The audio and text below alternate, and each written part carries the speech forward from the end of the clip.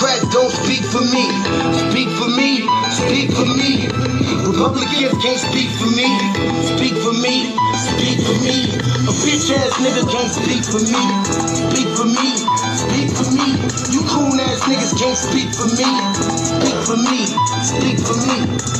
Listen here, this is a fact of life. I be rapping like Nat Turner came back to life. Grab Donald Trump by the pussy, he ain't acting right. I never run from a conflict, I be glad to fight. It's a very cold world that we live in. Somebody please tell Elizabeth you're not an Indian. You just trying to con them people to get the benefit. Just another immigrant, stealing from the Indians. That's some punk ass shit and that's too lame. Now we finna step over to Andrew Yang.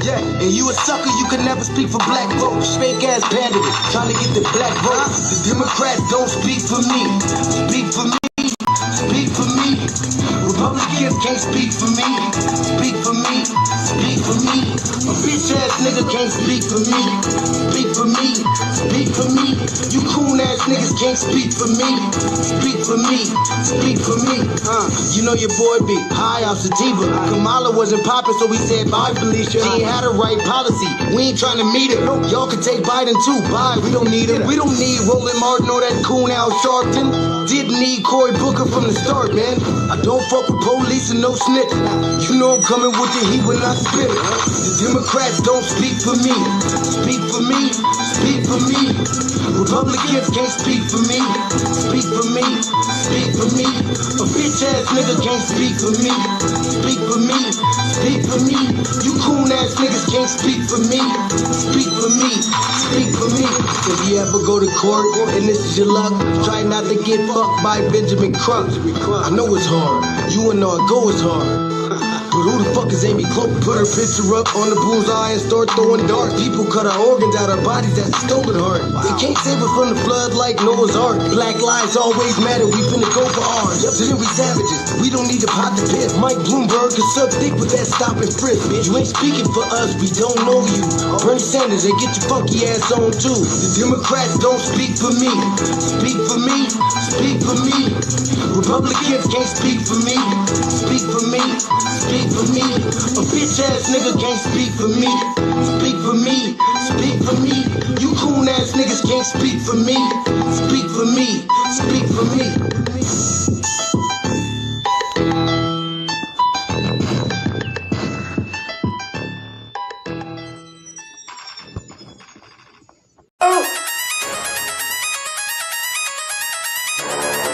I'm talking about Shocced going crazy. People going crazy in them motherfuckers.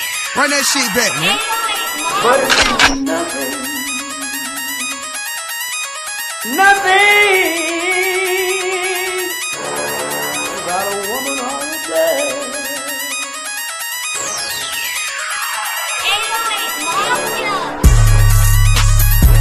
Man made the car.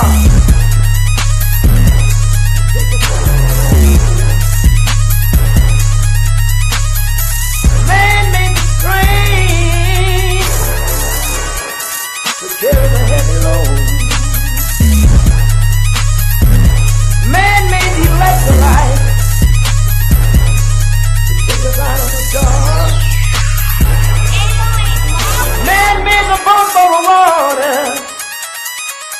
Like the 7 million. Man thinks about a little bit of baby girl and a baby boy. Make them happy because man makes them strong. But after man make everything we can, do you know that man makes money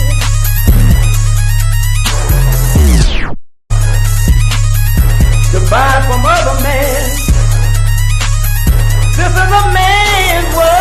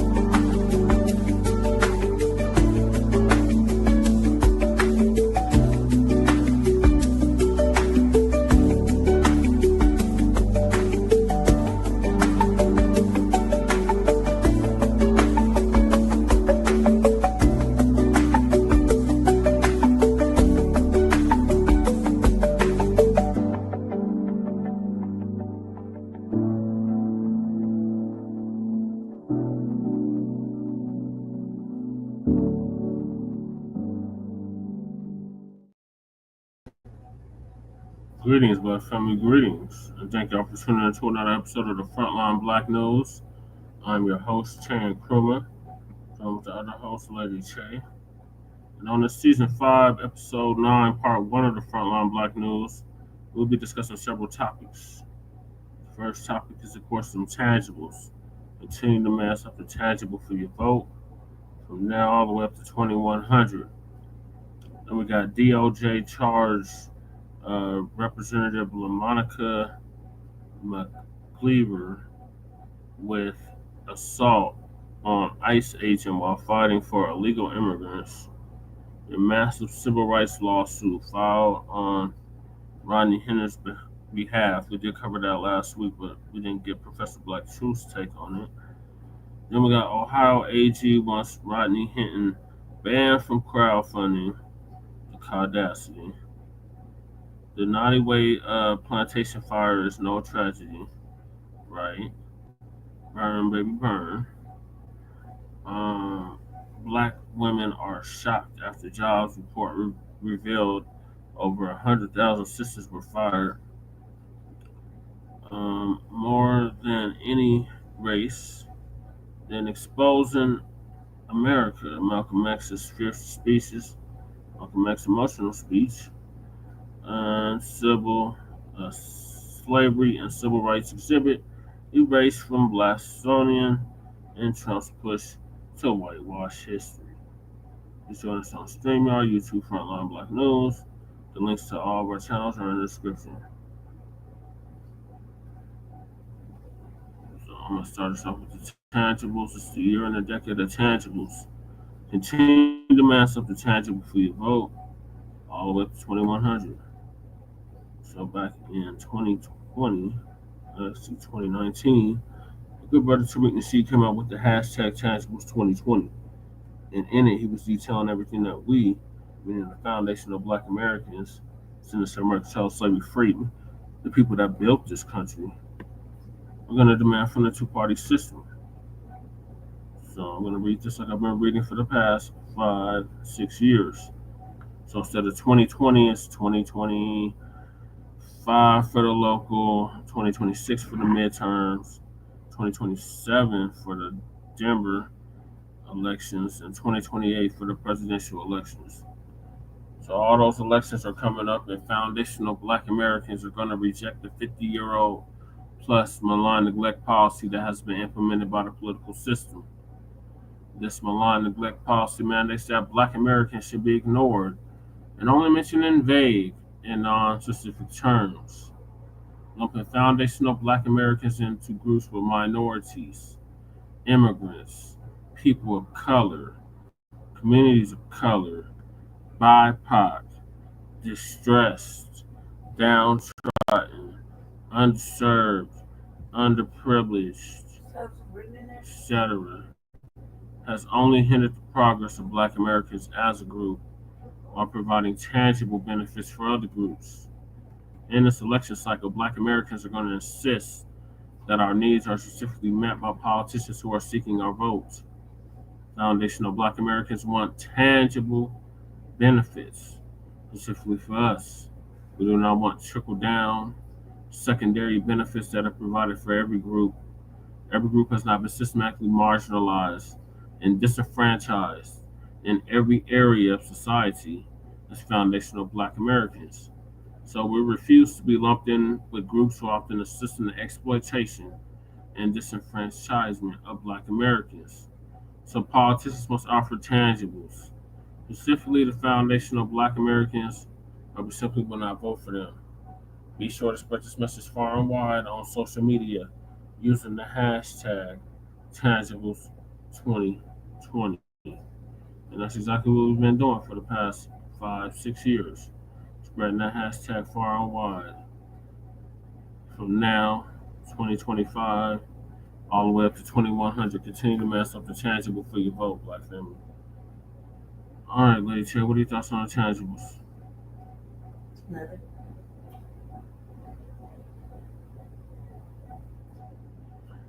Why? Why, Brandy? Why?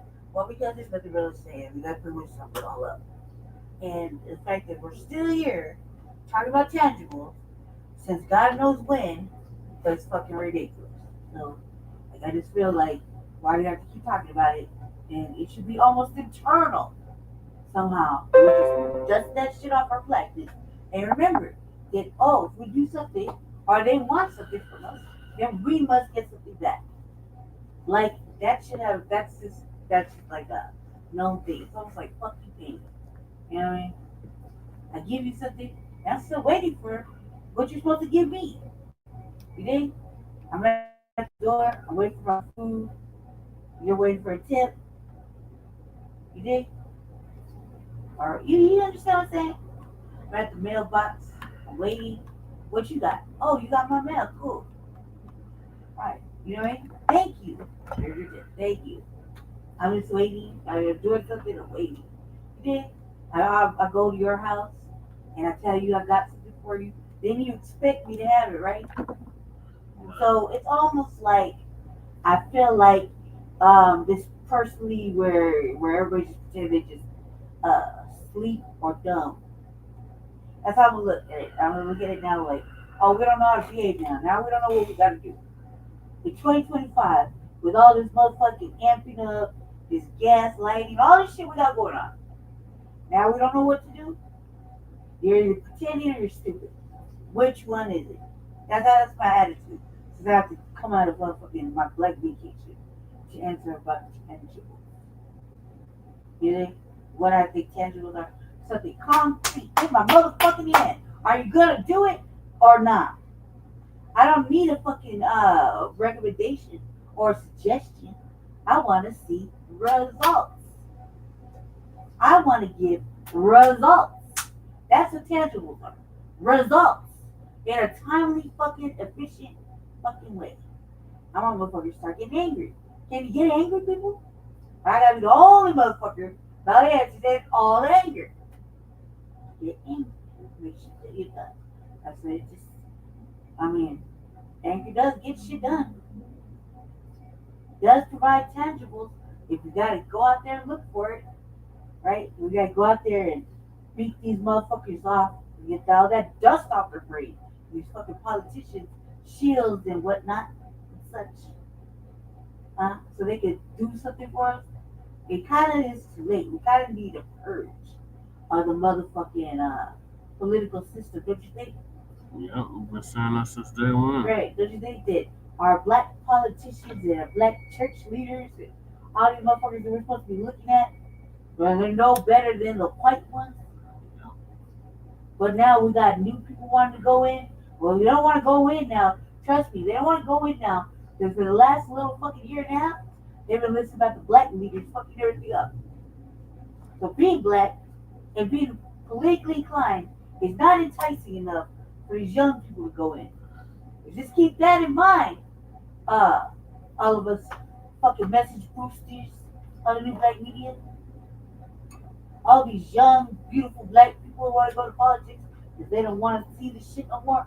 They have to pick themselves up to go to school and then pick up their family, mommy and daddy, and then the rest of the motherfuckers will follow them.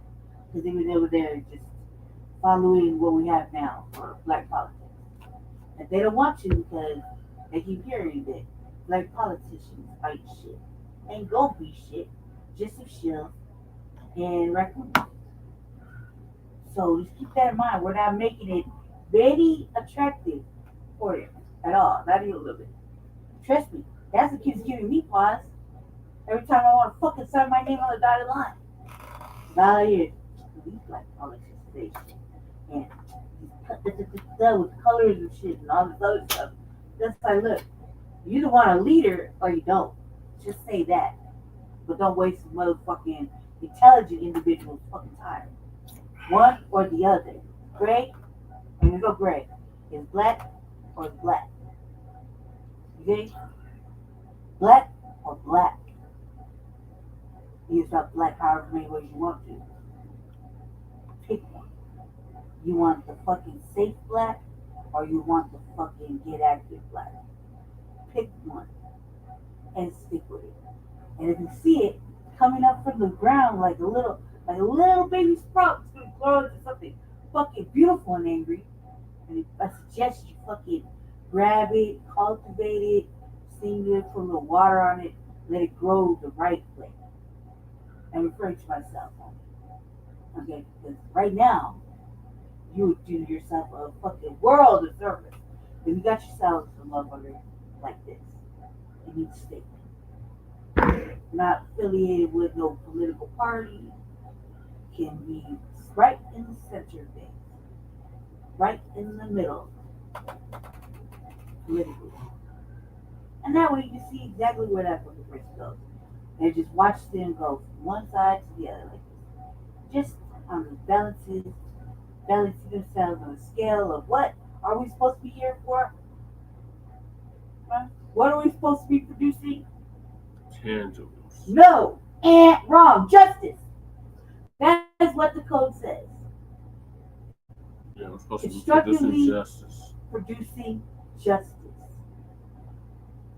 There you have it. Since you wanted me to talk, there you have it. Ding ding ding. Schools in bitches. Get to it. Go ahead. All right, thank you for that, Lady Che. So yeah, I was continue. encouraged to have some water, Jesse. To demand something tangible for your votes. No, I don't want no dainty ass little thing. Jesse always trying to give me some dainty ass little fucking water filter thing. They're like dainty, like for like a little skinny motherfucking white person. And they take jogging and they want to look cute and quaint. So they got this little motherfucking metal water bottle. It's supposed to have ice in it. And I'm like, Jesse, look at me. Don't you think I drink more water than that? Like, can I get a big jug? Like an actual jug of water? It's like, not gonna drink yeah, it. Like, She's not gonna drink it. I did. I just She's tried gonna my waste fucking. What the is this, man? What is this right here? What is this? A whole fucking liter? What is it? 1 liter, right? Yeah. 1 liter of water in a matter of fucking 20 minutes, bickering with you before the shit started. And now, after I did my little fucking 15-minute rant, I'm getting water. I got like another 1 liter of water right here. So it would behoove you if you want to be tangible for me today. To fucking, since I can't see or anything, I have an infection in my eyes brought on by myself. I did it to myself. Yeah. So I can't see them like fucking. Literally, my eyes are sealed shut. So I could go just do this myself, but I don't want to because I had to say the one or the other. Go to the kitchen, grab some water, or go to the bathroom and pray don't die in there. If it hurts. So yeah, that's one of my two options right now. Alright, so move you to do so. I'm getting her some water. Let me move to the next topic. Oh wait. And that is the DOJ is charging Representative LaMonica McIver with assault on ICE agent while fighting for illegal immigrants. So Uncle Phil's gonna give us an update on that. Yeah, I was gonna ask a question, but then it just answered itself in the fucking sentence. In the sentence of the title. Join us for a powerful trip to Ghana. This isn't just a vacation. This is a chance to walk through the same places where many of our people were captured, held, and shipped off into slavery. So don't wait. Secure your spot today. We're making history by walking through it. Will you be with us?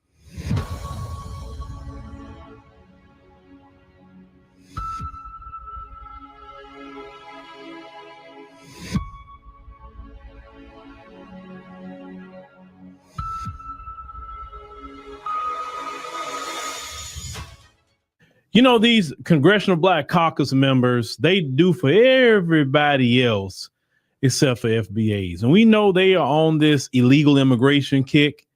And I don't know, and maybe some of you have seen this already, but about a week or so ago, there's a representative by the name of LaMonica McIver. She's a new congresswoman, actually. And she got into a scuffle with ICE at a facility. Why did she get into a scuffle with ICE?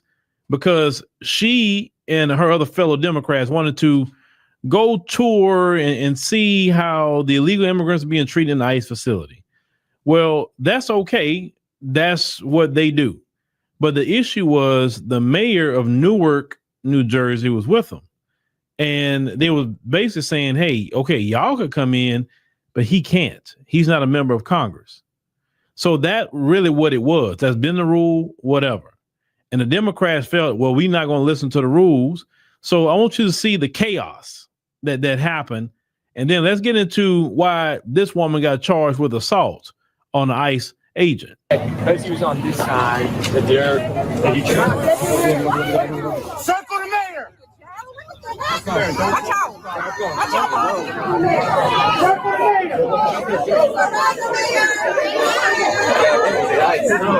Where's my congressman? Where's my congressman?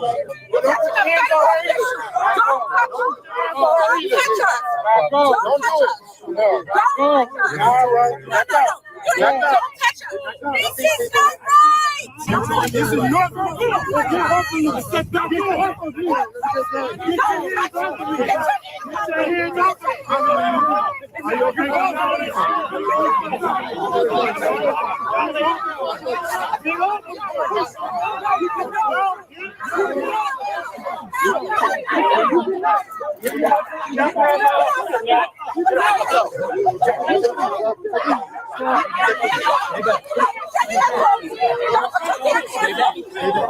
We showed up there to do a job, Kate. We were there for an oversight visit. We have done this before. You know, me, Congresswoman Bonnie Watson Coleman, and Congressman Bob Menendez was just at a facility just a couple of weeks ago, not too far from this location, where we had an oversight visit, and we were a little bit delayed, but not, confronted or was in the middle of the chaos to do so. I think, number one, we have an obligation to do so. We have to show up and do our jobs. And at the end of the day, the reason why we were there is because we wanted to make sure this facility was up to par, that it was clean, that it was safe, and that the detainees there were, given due process, that they were able to use the phone, that they were able to speak to their legal representation, which we found out was not happening. All right. So let's go on and look at this, ladies and gentlemen. So Democrat Representative McIver charged, with assault after skirmish at the ICE center that you saw. Okay. So she's being charged with assault after skirmish with federal officers outside of Immigration Detention Center. Said New Jersey's top federal prosecutor, who announced Monday that she was dropping a trespassing case against a Newark mayor whose arrest led to the disturbance. Interim is a U.S. attorney, Alina Habba, that's Trump's attorney, wrote on social media that McIver is facing a charge of assaulting, impeding, or interfering with law enforcement, but court papers providing details were not immediately released or publicly available online. Now, the prosecution of McIver is a rare federal criminal case against a sitting member of Congress for allegations other than fraud or corruption. So the case instantly taps into a much broader and more consequential power struggle between the Trump administration engaged in a sweeping overhaul of immigration policy and the Democratic Party scrambling to find ways to respond. And so within minutes of Habba's announcement, McIver's Democratic colleagues cast the prosecution as infringement on lawmakers' official duties to serve the constituents. But see, their constituents is the American people, not illegal immigrants. Okay, so that's so that you can't even go there.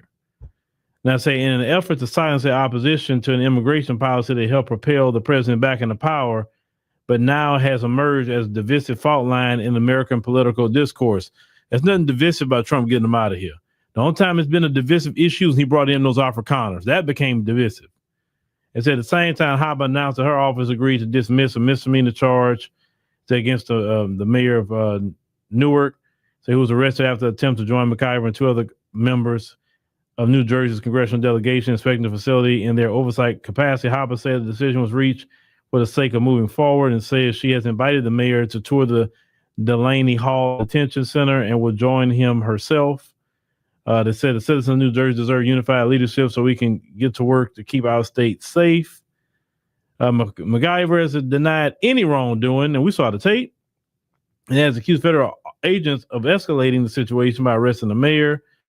She denounced the charge as purely political and said prosecutors are distorting her actions in an effort to deter legislative oversight. She said this administration will never stop me from working for the people in our district. The people in your district are American citizens, ma'am, not illegal immigrants, and stand up for what is right. She said in the statement, I'm thankful for the outpouring of support I received, and I look forward to the truth being laid out clearly in court. Now, let me get on this. You see, so this new Democrat woman, because she's new, she was just elected not too long ago. She's crashing out for illegal immigrants. See, I could support her if she was crashing out and got charges for fighting for FBAs. She's more worried about touring immigration facilities than touring federal prisons and making sure those prisons are up to par. There's a lot of FBAs in federal prison. There's a lot of FBAs in state prison. Why aren't you touring those facilities, ma'am? Why don't the CBC go and check those out? Because a lot of those conditions in those prisons here in America are horrible. So you want the illegal immigrants to have what, 5-star menus and 1,000 thread count sheets and Egyptian cotton and everything else in the ICE facilities? Is that what you want, ma'am? Because you're surely not going over there to the prison and checking out those gentlemen and what they're going through, the violence that go on, the SA that's go on in there, right? You're not even addressing that. You're not inspecting that. Well, you know, if federal prisons knew that y'all was gonna start showing up and inspecting it, they would clean their act up in there. The state prisons would clean their act up. But you're more worried about illegal immigrants because they came into this country illegally. They chose to come here. They chose that. And if you caught, you caught. That's any country in the world. If you violate the immigration law and they catch you, they're going to put you in jail and they may deport you. You may be in prison for a while. We don't know what they're going to do with you. But you can't just go into people's country and then got an issue that they got at you about it when you came in there illegally. There's a legal way to come in every country throughout the world.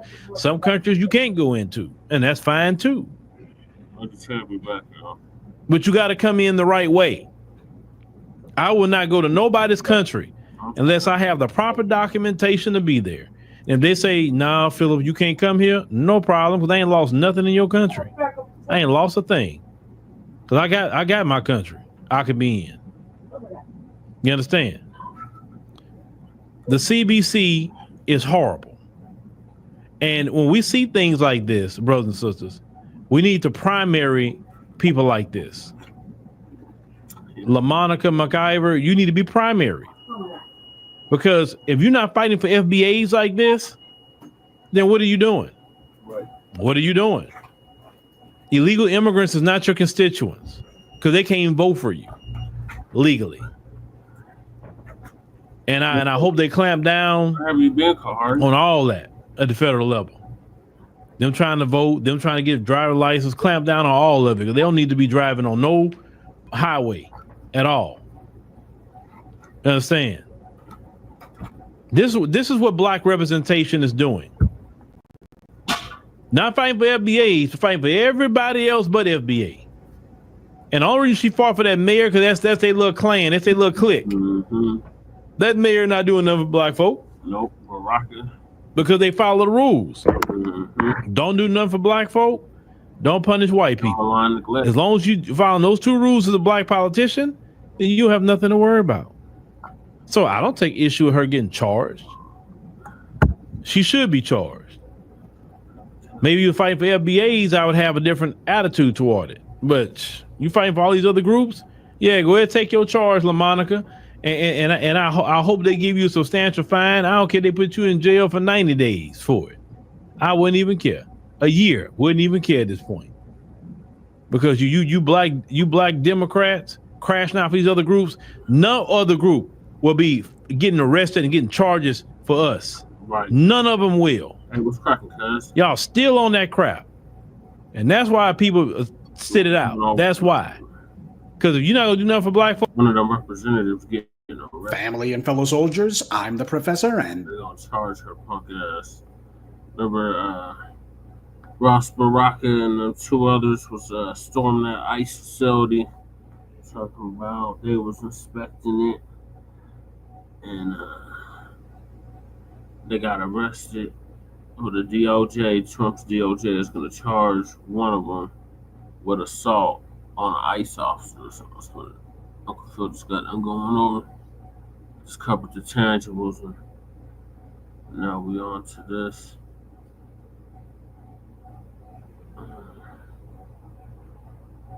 So yeah, so they dropped the charges against Ross Baraka, but they charged this. Cause if you see the video, she was really like assaulting him.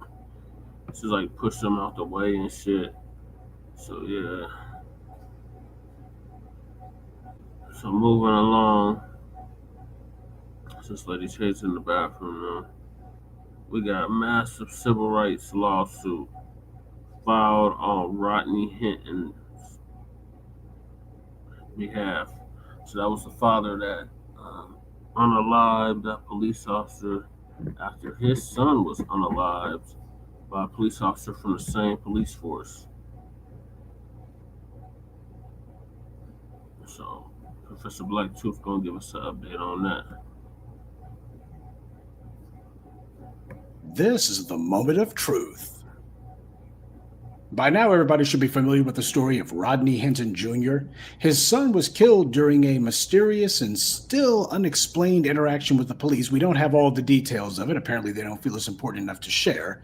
And then, about the next day, Mr. Hinton Jr., after seeing the video of his son dying at the hands of the police, he was then immediately arrested afterwards, and the police are charging him with having harmed a sheriff's deputy.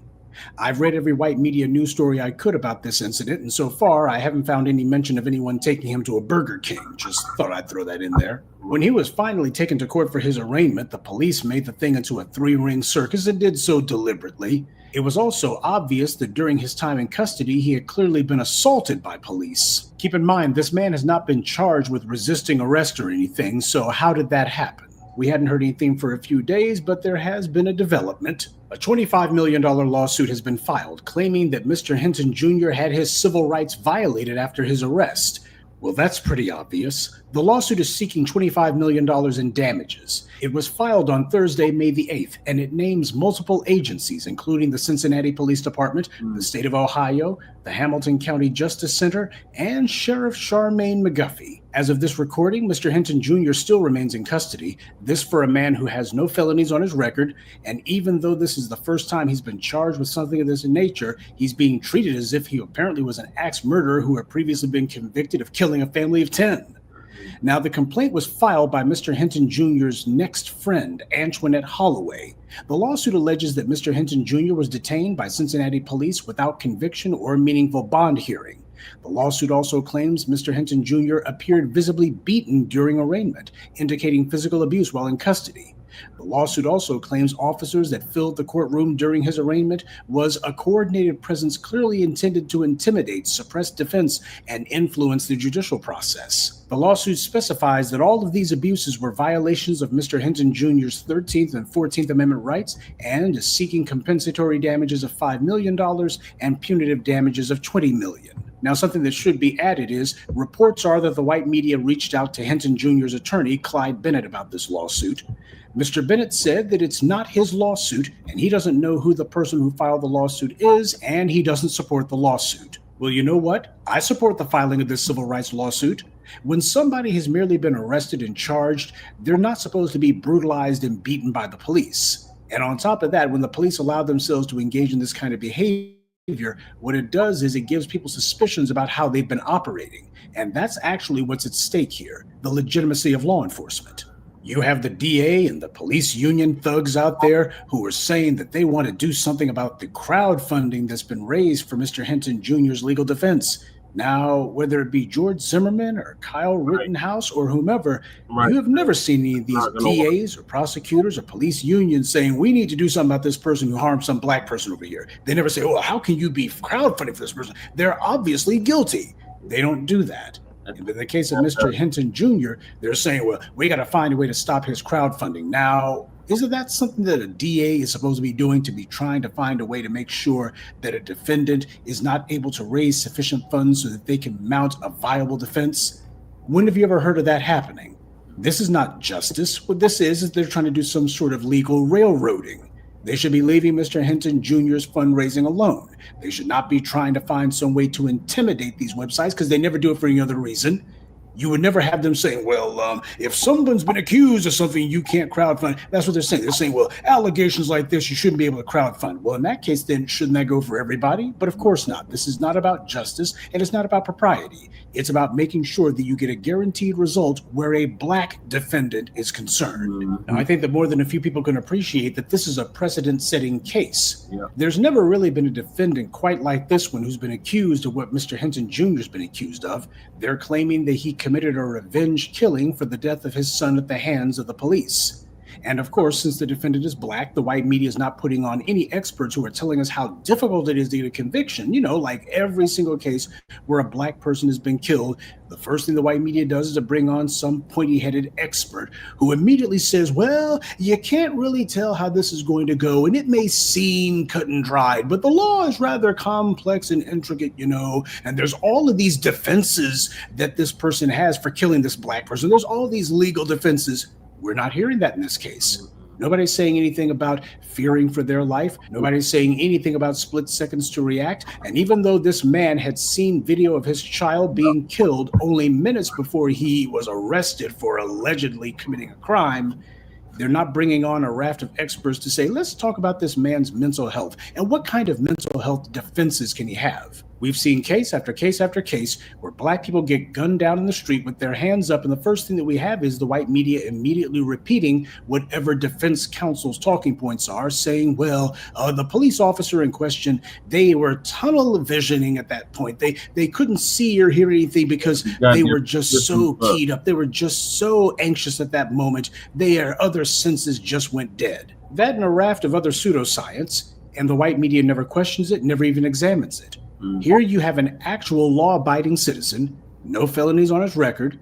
Clearly, he just saw his child being killed only mere minutes before he was arrested for this alleged offense. And absolutely nobody in the white media is saying, let's bring on our mental health experts. Let's bring on some psychologists and psychiatrists who can explain to our audiences how this kind of thing works, how somebody goes from being a law-abiding citizen one moment to being accused of harming a police officer the next. How does that happen? What was going through this man's mind? What kind of mental health processes were going on here? Right. We don't get that at all.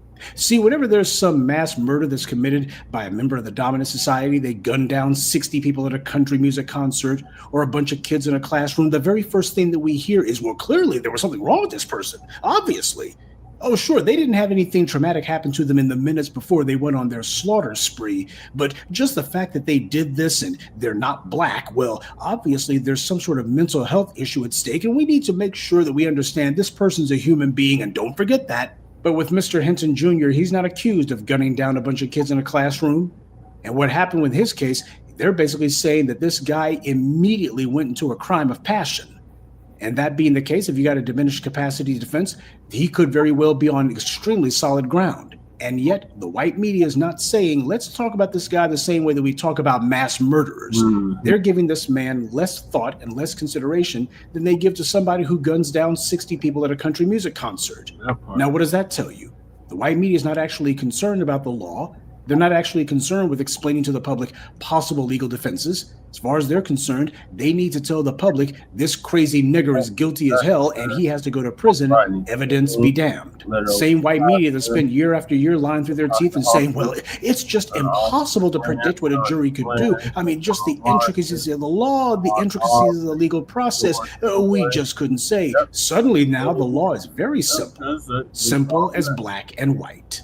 And none of them is going to bring up this civil rights lawsuit on his behalf. None of them are going to ask, was this man assaulted by police while he was in custody? No, as far as they're concerned, well, let's just go ahead and blow right past that.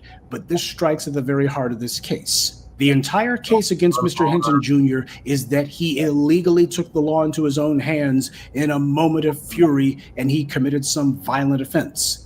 And yet when you look what happened to him in custody, isn't that the exact same thing that these deputies and these police did to him? And if the white media's justification for that is going to be, well, sometimes two wrongs do make a right, well, keep in mind that plays precisely to Mr. Hinton Jr.'s legal defense. But you know, there is somebody who I think that this case is similar to, Luigi Mangione.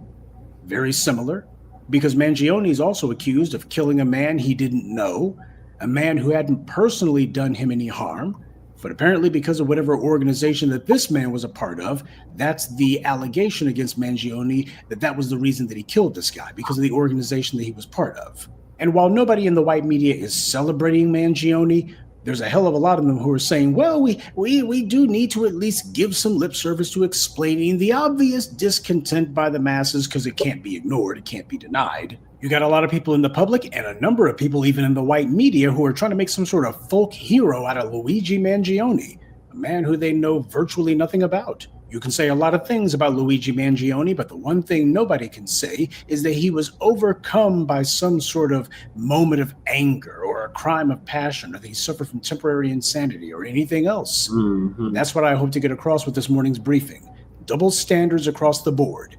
That's how we got here. Yep. And the only way back is to stop making excuses for and defending some acts of violence while selectively defending others. If one is wrong, then they're all wrong. Right. Using propaganda to justify a two-faced legal system and to condition the public to automatically react negatively to defendants based solely on skin color, that's not justice.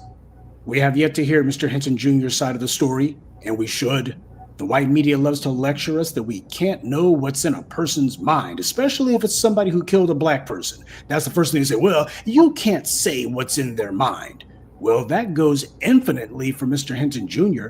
It's impossible to say exactly what was going through his mind that morning, because one thing's for sure, he was not in his right mind that morning. How could anyone be after watching their child be gunned down? Mr. Hinton Jr. is not some common criminal. He's not a George Zimmerman or a Kyle Rittenhouse beating up schoolgirls after class. Right. Mr. Hinton Jr. is a hardworking family man, a law-abiding citizen. What he should be getting is our understanding, just like the white media does for every other killer out there, as long as they're not a black defendant. What's called for here is understanding, not trying to put this man under just because. And under a so-called justice system that claims that everyone is innocent until proven guilty, an innocent man should certainly not be brutalized by the thugs in blue simply because he's in handcuffs and they think to themselves that he did something to them.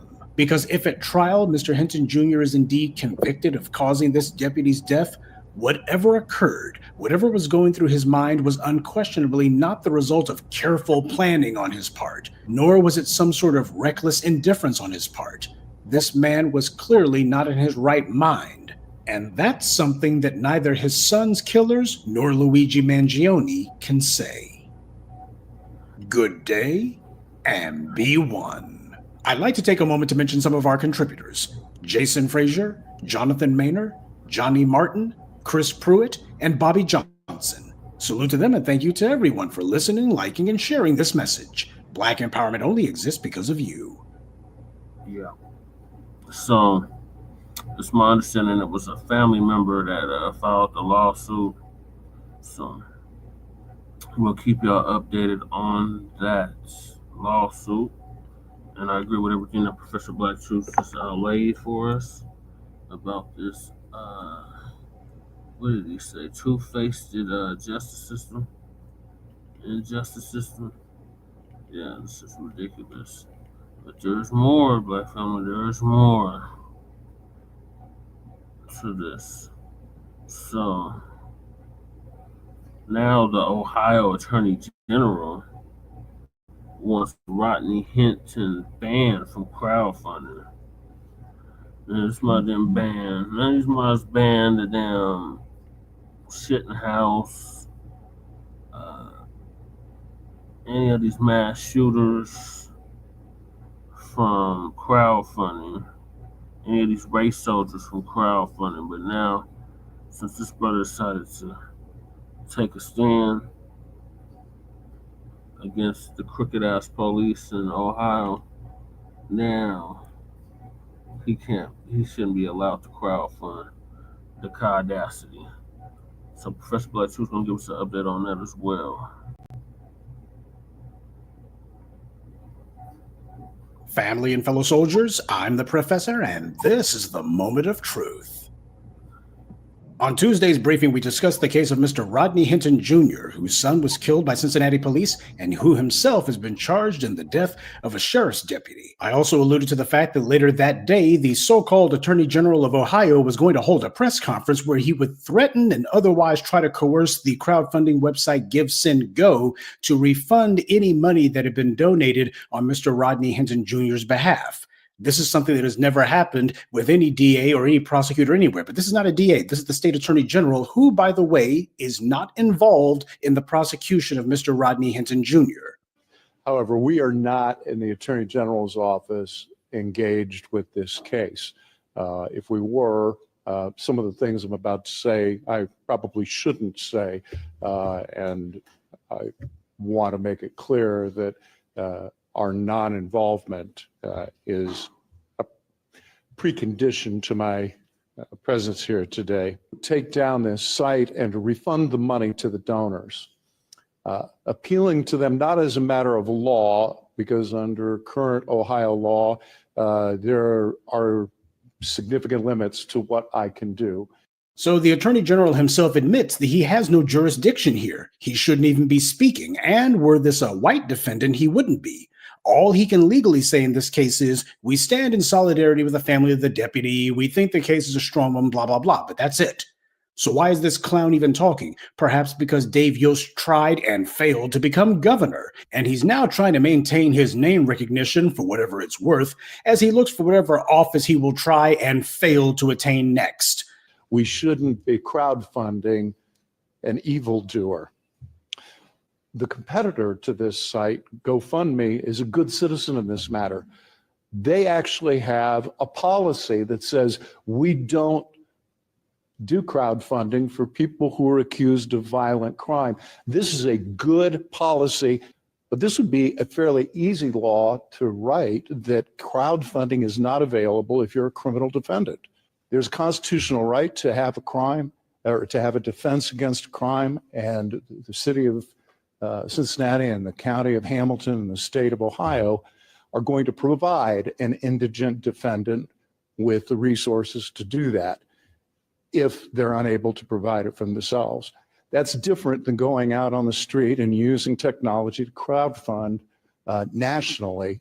I think that it's a horrible use of the charitable system, and I'm against it. But you see what it is that he's saying. He wants to outlaw defendants having a robust defense at all. He's claiming that, well, you shouldn't be able to actually hire a lawyer unless you personally have the funds for it. If you got to ask somebody else, can they help you pay for a lawyer? Well, you shouldn't be able to do that. You should just be able to have some sort of public defender. That's what he said. He wants to dictate what kind of defense a defendant is allowed to have. In other words, he wants to legalize making it where a defendant can only have a part-time nobody who doesn't have the interest, the resources, or the skill to adequately defend them in court.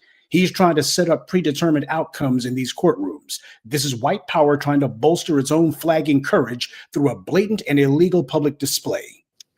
We have looked, I've had several questions. There was, some of you may remember, the Son of Sam law. I've looked at that statute. I've also looked at Title 17 of the Ohio Revised Code, which discusses the rules and requirements around charitable fundraising. And I don't see anything at the moment that jumps out as a clear legal theory under current law. The Son of Sam law was not written. In fact, it was before we had such a thing as crowdfunding, a relatively recent phenomenon. He admits that there is no law to undergird his asinine demands. He has absolutely nothing to support any of this would-be threats that he's trying to make.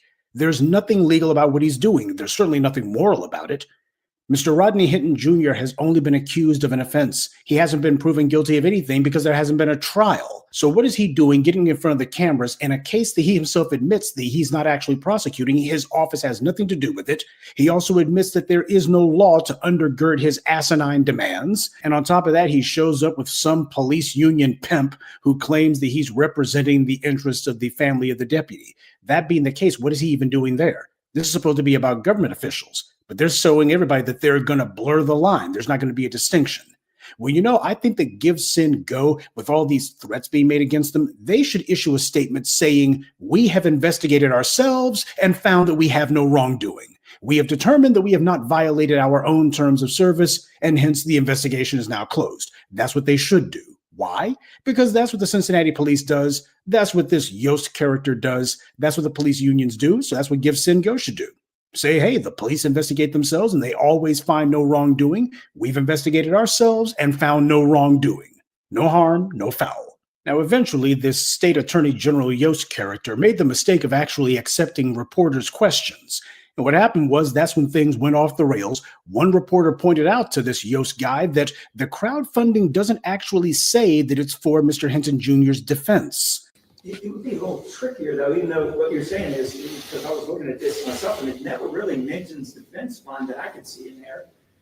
Doesn't that make it trickier if they kind of allude to the fact that we're trying to help his mental health, and couldn't people get around any kind of like reasonable?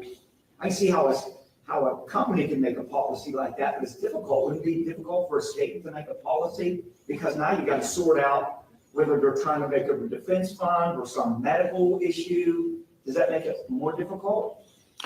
The only reason anybody cares about this is the violent crime that was committed and the way that it is being whipped up by some people into a cause celeb. I think it should be the policy of Ohio that crowdfunding platforms are not permitted to raise money on the backs of a notorious and disgusting crime, period.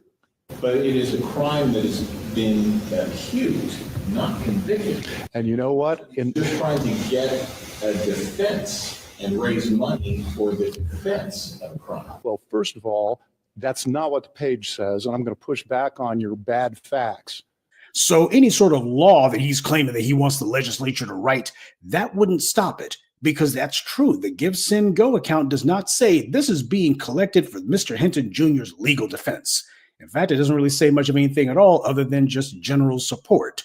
And it didn't stop there either. This Yost guy became so flustered, all it took was for one reporter to give him some minor pushback on his BS, and he got so angry that he totally forgot his earlier lies, and instead he came right out and said, if you're a criminal defendant, then you shouldn't be able to crowdfund a defense.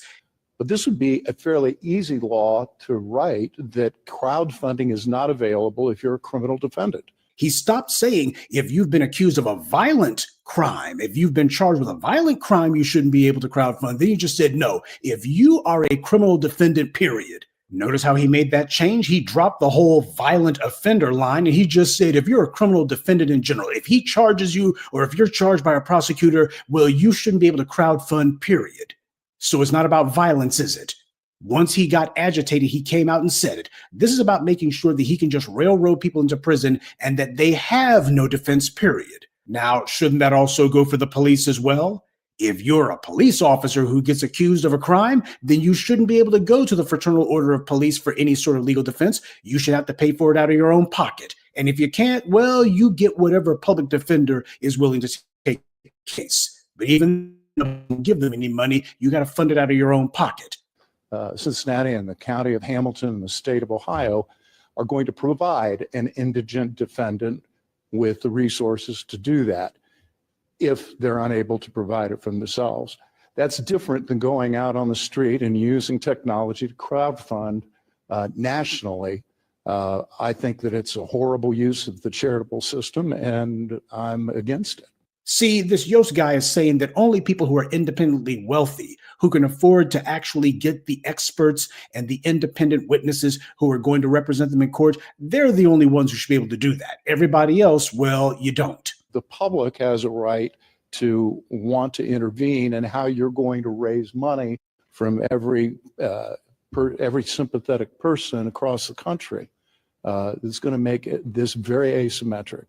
He falsely claims that the public has a right to intervene in how people raise money for their legal defense. That's a lie. The public does not, because earlier he had been whining that the public was whipped up against the police. Well, it's not the public who was standing in front of those cameras. It was just a corrupt, racist state's attorney general and a gang of crooked cops. This is not the public he was talking about.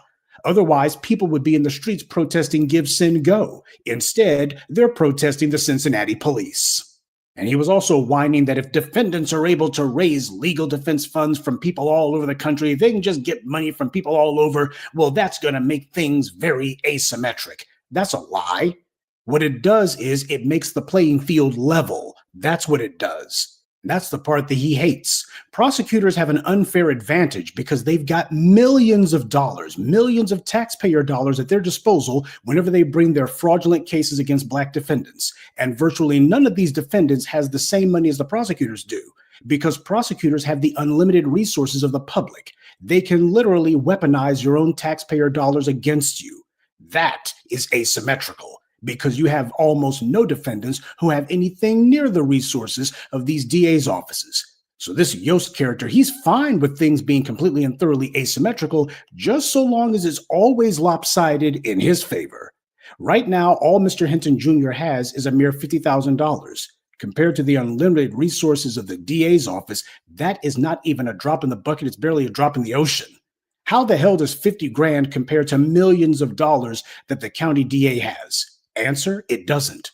And yet this Attorney General of Ohio, he feels that the state's case is apparently so weak that the county's millions of dollars in state funding isn't equal to a mere 50 grand raised from strangers online. Well, that tells you everything you need to know about how strong Yost thinks the case is. And apparently, even he knows it's weak. For every sympathetic person across the country is going to make this very asymmetric.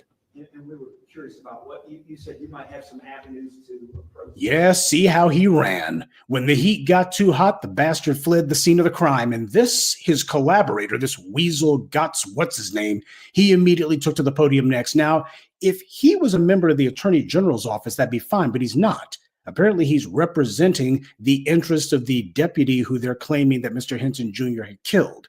And notice that he didn't wait to be given the stage. He didn't ask. He just stepped forward as if he was a state prosecutor or something. This is nothing but Jim Crow here. The state has a burden of proof, and it seems Yost is terrified that they can't actually meet that burden. So now he's attempting to illegally deprive Mr. Hinton Jr. of adequate counsel. It is the responsibility of every defense attorney to make the prosecution prove their case. And Yost has never complained about this before. So why is he complaining now? When you have a Black man being accused of a crime, nothing says racially unbiased, quite like having a lineup of all white police and all white prosecutors and slimy shyster lawyers in front of the cameras. Nothing says this isn't racial quite like that. These scumbags aren't even being subtle about it. They want to make it clear that this is white power trying to put up some kind of half-brained offense. These are horrible optics, but they don't care because these are the optics they want. White power is about having exclusive power to do whatever they want. They're trying to reinforce that fallacy, and obviously is not going very well. So they're trying to retreat to the old, I'm white and I say so. We need some white fiat up in here. We got some crooks in the state legislature who say that they're going to outlaw these crowdfunding websites. Never mind the fact that even the Supreme Court has ruled that money is free speech. And yet they're sitting here saying, well, we don't want you giving money to a defendant just because they don't like it. Well, in that case, then I say that the local DA's office should have to pay for any prosecution out of their own personal pockets. They should not be able to use taxpayer funds. The DA should fund the prosecutions out of their own state pay. And if they can't afford it, well, then that means the case shouldn't be brought. All of this is being done against a single individual who has not even been brought to trial yet. He hasn't had his day in court. He has, however, been assaulted by the police. Mr. Rodney Hinton Jr. is an innocent man. The Constitution says that everyone is innocent until proven guilty. And yet you've got the state attorney general and a shyster, slimy lawyer saying that he's a murderer, saying that he's an evildoer, saying that he's a criminal, all the rest of it. They can't actually say that. Not legally, they can't. That's slandering the man. To be calling him a murderer and calling him an evildoer and everything else without trial, that has got to be actionable on some grounds or another. There's no accountability about how these funds are distributed. And let's not kid ourselves. They're not under oath when they write out those blurbs on Give, Send, Go. They can write whatever they want to circumvent and use the argument, circumvent this public policy and use the argument you just raised about this is for my criminal defense. I guarantee you this money is not being used for criminal defense dollars. Now, do you hear what this slimy lawyer said? He guarantees that money is not being used for criminal defense. He's speaking in the present tense, that the money is right now not being used for a criminal defense. That's impossible for a sane person to say. First of all, the Give, Send, Go crowdfunding is still ongoing. It's not over yet. That's the entire reason that you got all of these white politicians and figures who are so upset and are demanding that there be refunds, because no money has been given out yet, and they're trying to stop that from happening. So Mr. Hinton Jr.'s family hasn't gotten a single dime yet. The money's not being used for anything at this point. It's not going to lawyers or anything else because no one's gotten the funds. Secondly, even if the money had already been sent out, how can this fool say that the money is not going to be used for legal defense? Is he part of the family? Has he seen what their plans are? He himself admitted that he would have to use civil legal maneuvers to find out what the family's doing with the money, so he has no clue, yet he talks like he already knows. What he's doing is slander. Even as a lawyer, for him to accuse the family of fraud, to accuse them of collecting money under fraudulent circumstances and pretenses, to claim that he can guarantee that they're not going to use it for the reasons that they said that they have, that's slander, and that's actionable in court. This is white supremacist arrogance and stupidity on full display. That's why his pal had to step in later, because it was pretty obvious this fool was stepping in it big time. The family of Rodney Hinton Jr. should be suing this lawyer, if he can be called that, suing him for slander. He's slandering them. Have you ever seen a DA or a state attorney general appear with the family of a black citizen who was murdered by the police? Has that ever happened even once? And yet these same crooks can't wait to stand side by side with whatever fraternal order of police pimp gets hired to defend the thugs with badges. And speaking of the local DA's office, you notice how they're not saying anything about this attorney general sticking his nose into their case? Shouldn't they be telling him that this is a local matter and to leave it alone? But they're not. This is undeniably a coordinated effort between the attorney general of the state and this lawyer and the people he's allegedly representing. This is the government of Ohio working hand in hand with all of these parties in order to try to prejudice the jury and the public against a defendant. When it comes to things like murder, calling someone a murderer and such, that's a legal designation. It's the reason that news outlets say that someone is accused of killing or that they allegedly did thus and so. That's why they use the word allegedly so much. This is prejudicial with this attorney general and this lawyer and such are doing. Qualified immunity doesn't protect this kind of behavior. I have a legislative counterproposal, though, that when some thug with a badge is accused of harming a black citizen, or anyone for that matter, they cannot crowdfund their defense. They have to only use whatever money they got in their own pockets. They can't use or have access to police union funds. By the way, the public shouldn't be forced to pick up the tab every time one of these degenerates murders someone. And this scumbag is calling an innocent man who hasn't had his day in court an evildoer and claiming that there should be no crowdfunding for an alleged violent offense. But Kyle Rittenhouse also used Give, Send, Go for his legal defense. And what a surprise. Turns out that there were a lot of police officers and people in law enforcement who were giving money to that creep. And how many of those cops who gave money to a man that they knew had killed 2 people in cold blood, how many of those cops were from Ohio? Due to privacy restrictions, we don't know, but it's safe to say more than a few. I can guarantee that that money that came into Kyle Rittenhouse came from cops in Ohio. I can guarantee that. And yet these are the people who are suddenly complaining about crowdfunding now. None of these people who are in front of the cameras pretending to care about public safety and human life were opposed to Kyle Rittenhouse's crowdfunding. Where was Dave Yost or the police unions or their bought and paid for illegal harlots to say that they wanted legislation changed back then? They were nowhere to be seen because they were the ones supporting Rittenhouse. And just for the record, after that kangaroo court took place, Rittenhouse and his lawyers were having fistfights over the remaining money left over and how it was going to be split. So he was profiting from what he had done, and so were they. He didn't give the money away, though. He killed 2 people, then immediately said, whatever money's left over, I want that. And afterwards, he was going on TV and making CPAC appearances. Also, this is a lie to claim that Mr. Hinton Jr. is profiting from anything. First of all, he has not received a single dime of the money that's been crowdfunded. And second of all, it's not for his own personal bank account. The funds are being raised, at least the people who are giving the money are doing so because they believe it's going to go to some sort of legal defense. There's absolutely nothing that says, give money to Rodney Hinton Jr., he wants to buy something. The lawyers and whatever experts and investigators that Mr. Hinton Jr. is going to hire, they are the ones who are, quote unquote, profiting because they're the ones who the money's going to go to. What this is about is white power trying to pull an I'm white and I say so. They see the support that this man is getting, and they also know that this is going to translate to a jury pool. So they're trying to stack the deck against him now and use whatever illegal or unscrupulous means they can. And when they decide to try to do one of these legislative end runs around the law, notice that they only do it in response to a black defendant. You had a mob of white supremacists who stormed the U.S. Capitol. Where's the ton of laws that were meant to stiffen penalties for anyone who attacks Capitol Hill police or trespasses on Capitol Hill grounds? Hell, where's even one law that's been passed? There were none.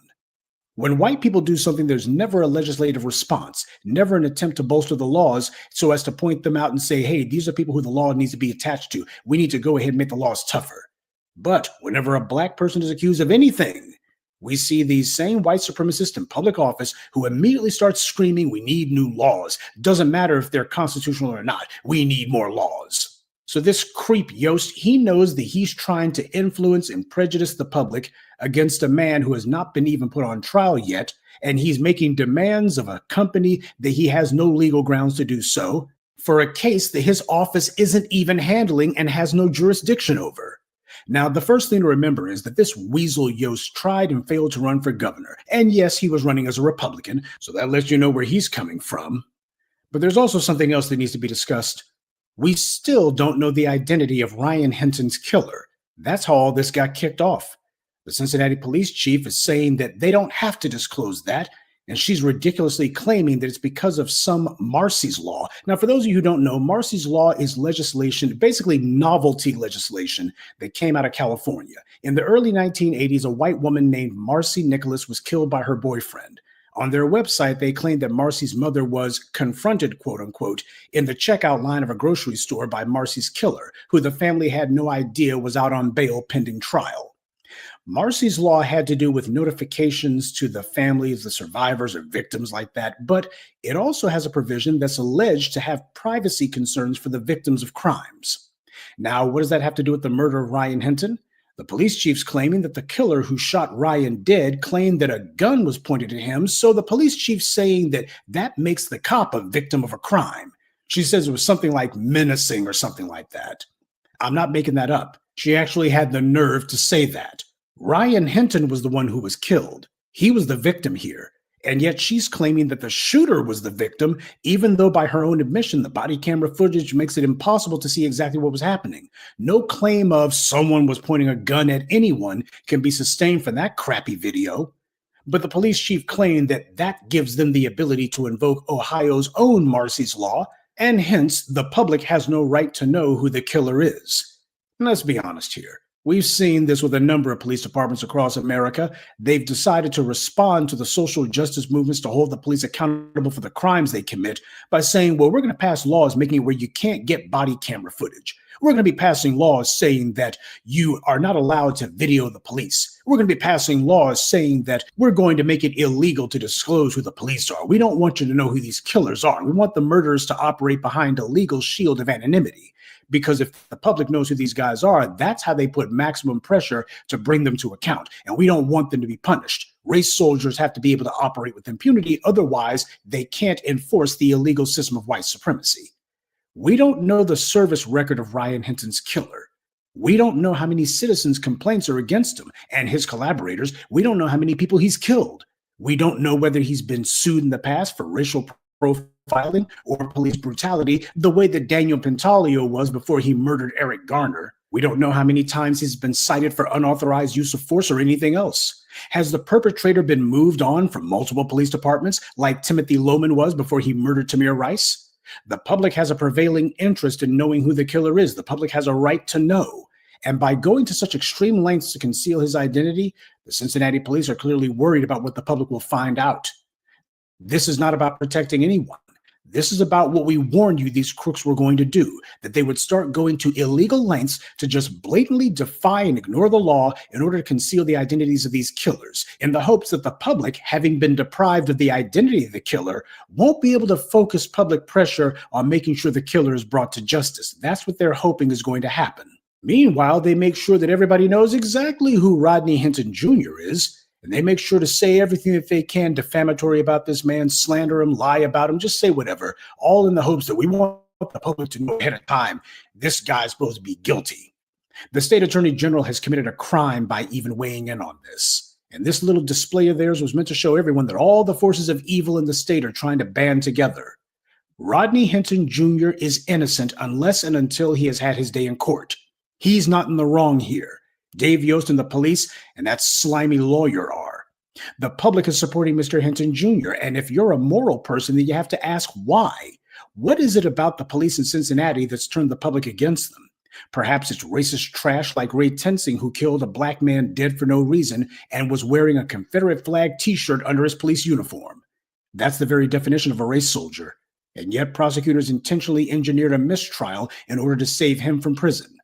Dave Yost and these other criminals are on the defensive, and the public's going to keep them there. So what the enemy's attempting to do now is to try to engineer a complete and thorough monopoly for themselves. They want to make sure that you're not able to defend yourself against any charges they bring against you. He gave the game away. He started off lying and saying, well, this is about violent charges. If you've been charged with a violent crime, you shouldn't be able to crowdfund a defense. Then he slipped up and said, if you're a criminal defendant, period, it doesn't matter if it's civil, criminal. If there's been charges brought against you, you shouldn't be able to ask anybody else for money for a legal defense. Well, black citizens are going to have to step up in the state of Ohio and begin coordinating efforts to punish Dave Yost and anyone else who illegally interferes with a law-abiding citizen's right to a fair trial. Mr. Rodney Hinton Jr.'s race is the only reason this is happening. The man has no felony record. Hence, he shouldn't even be in jail right now. This being his first offense, he should be at home awaiting trial, just like every cop who's gunned down a black person has been. The prejudice has been brought against him is clear and undeniable, and the public can see it. The black community out there is going to have to take these forces on. That means a ballot initiative to safeguard the means for defendants to get legal defense money from whomever wants to support them, because it wasn't a problem when undeniable killers like Rittenhouse did it. So we're not going to let the bastards say it's a problem now. Also, the public has to have the ability to strip qualified immunity from elected officials like Dave Yost, who abuse their elected office in order to undermine a defendant's constitutional right to a robust defense, and to punish Yost for trying to influence and prejudice a jury against someone. Also, the public must be working to make it illegal for police unions to fund the legal defense of any officer accused of a violent crime. Dave Yost himself has established that standard, so we should force them to live by it. All the police unions should be able to do is to use their money to fund their asinine efforts to get pay raises and to pay funeral expenses for their members, which, by the way, is all the police unions are supposed to be doing. They're not supposed to be paying for legal defenses for criminals who gun down citizens, like they did for Kyle Rittenhouse. The black media has been saying for years that these white supremacists would lose their minds when black people start concentrating their dollars for people's legal defense funds. You've had YouTube attack videos saying that. And here they are in public crashing out. They've done everything that they could with their white media allies to try to slow down the progress of this particular movement, to try to silence it, and it hasn't worked. They have no legal basis. The Attorney General of Ohio is illegally weighing in on a case. They have no public support either. They're just trying to see what they can get away with. The law is clear. Mr. Rodney Hinton Jr. is an innocent man, and only a jury can call him guilty. Not the corrupt attorney general or some crooked lawyer or the dirty cops like that Cincinnati police chief. The real question we should be asking is how to force the disclosure of Ryan Hinton's killer.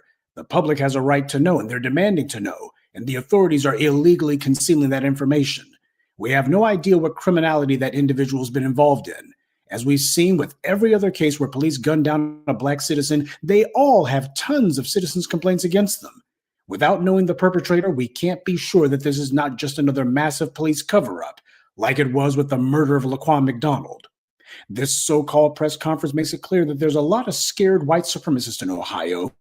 They've had it all their own way, but the blue wall's beginning to crack, and that terrifies them. So they're illegally concealing the identity of killers, they're illegally trying to prejudice the public against defendants, and illegally attempting to squelch free speech, which is what the U.S. Supreme Court themselves said money is. Their powers of white fiat are breaking down, as is their legitimacy. Before it's all over, all of them could very well find themselves on the receiving end of the very legal threats and illegal coercion that they're attempting to perpetrate. And should that happen, it's going to take a hell of a lot more than a crowdfunding to keep them from having to face the music. Good day, and be one. I'd like to take a moment to mention some of our contributors. Valisa Hollins, Rochelle Rollins, Sakina Collins, and Anthony Pollard. Salute to them and thank you to everyone for listening, liking, and sharing this message. Black empowerment only exists because of you. Family and fellow soldiers.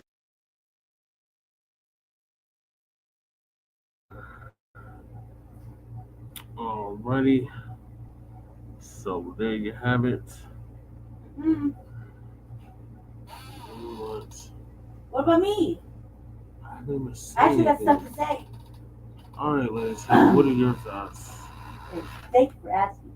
I actually had something to contribute, but this is just a show, and as usual, per normal, the other half can't even contribute something that would really make this topic a hit.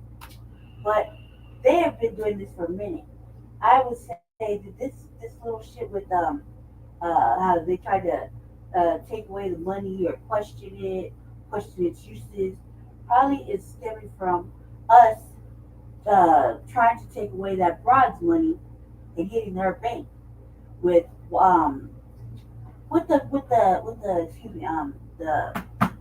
fact that they raised the money on hate, which called the little boy the N-word. And I had some evidence to show, but as per usual, I'm not allowed to show how smart I am, so I have to sit back and be quiet.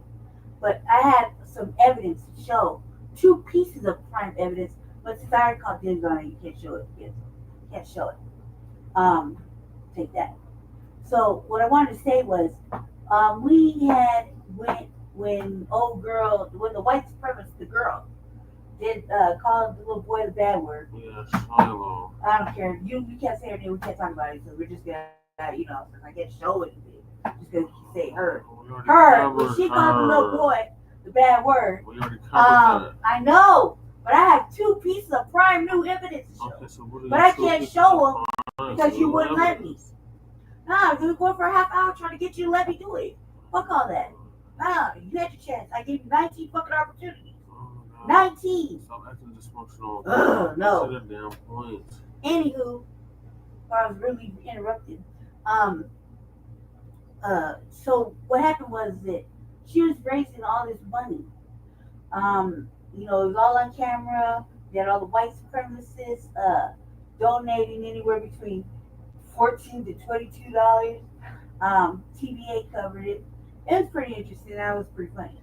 I have actually had 2 pieces of updated information to show, but since, like I said, I'm not allowed to show how smart I am. Keep that to myself, and you can catch that on the RVA. But basically, she was allowed to keep all her money that she raised, and that's how she worded it, all her money, and that she received all her money and nobody took anything from her, right? But it was assistant that said I couldn't lie, I can just stay back. I know, right? Yeah, I know, right? I see everybody laughing at that. I don't even have to look at the computer.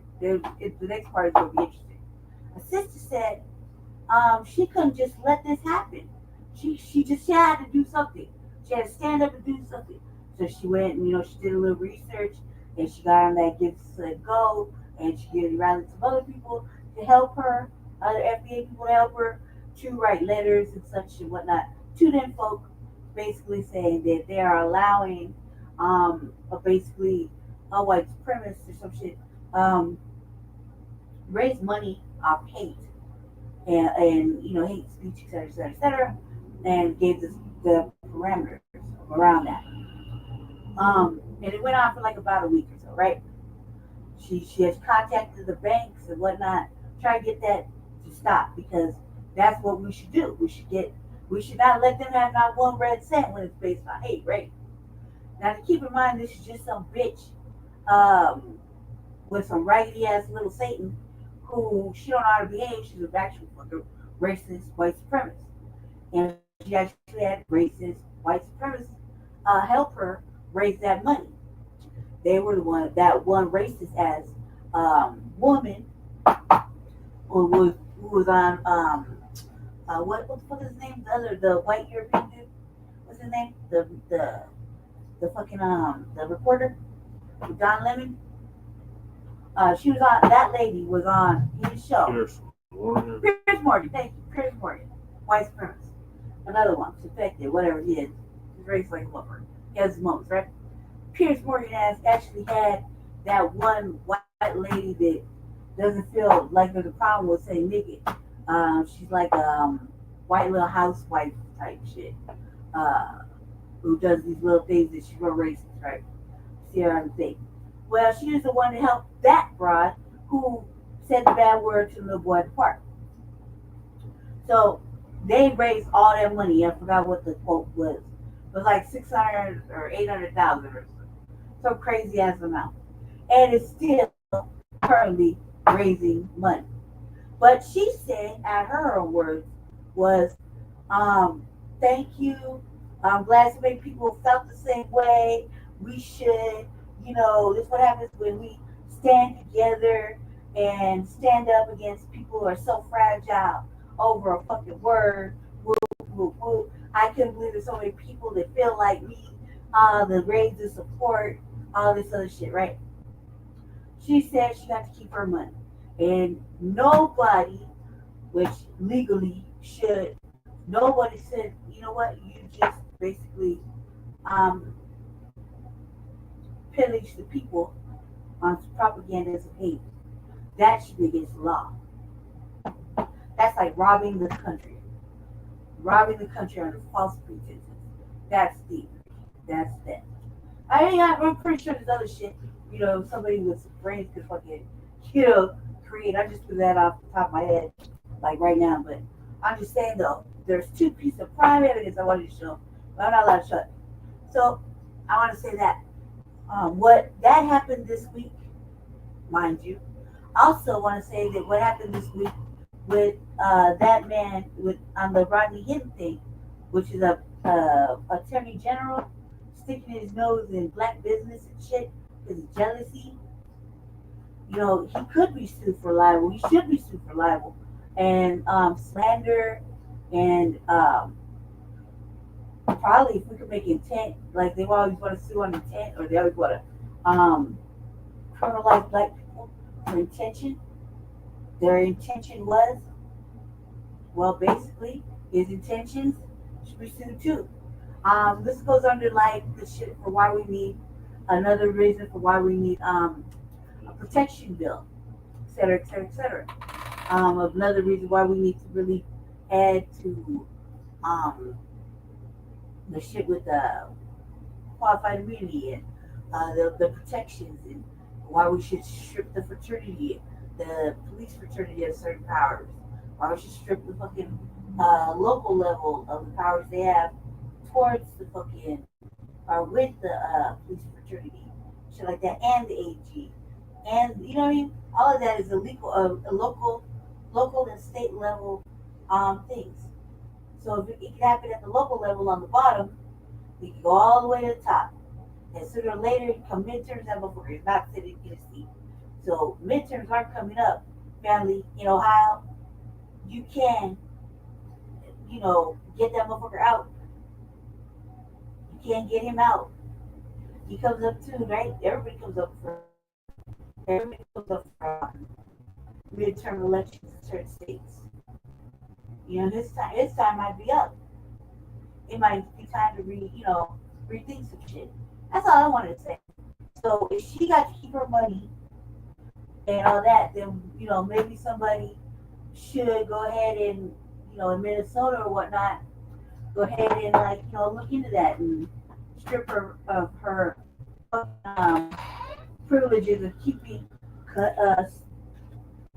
United States fucking Americans motherfucking money.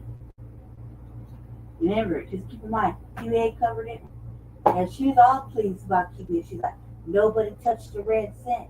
Nobody touched nothing. She was cocky, arrogant, and she didn't have a problem saying she had all her money, and she was so thankful for all the white people, all the white supremacist shit. Thought like she thought, embracing her and her fucking shenanigans. So they shouldn't be allowed to have any justice if we can't have justice. That's something to get irate about. But I'm done thinking. All right, thank you for that, lady. Say, yeah, I sent the exact video that she's talking about on another platform besides TVA. Mm-hmm. That's because they were smart. Whoever showed that video. Okay, I put it in my RVHQ belly. The thing is that I won't know when I'm gonna have a chance to do it because I no longer have the resources to do the RVA or access to resources or a place to do the RVA. So who knows? It could be forever. But I put it in my queue. I'm trying to get it done, but such is life. So no resources, no way of doing it like I did it last time. But yeah, so she shouldn't be allowed to crowd pack either. Like Professor Black Truth said, these race soldiers, they shouldn't be allowed to crowd pack. that's what I wanted to show you, but I wasn't allowed to. I had like 2 videos on it. Very current, very up to date. And I'm allowed to show. Yeah, I put that on the topic list for tonight. Yeah. So I guess we'll keep y'all updated on this. Alright, so moving along, we got the Nottoway Plantation fire. It's no tragedy.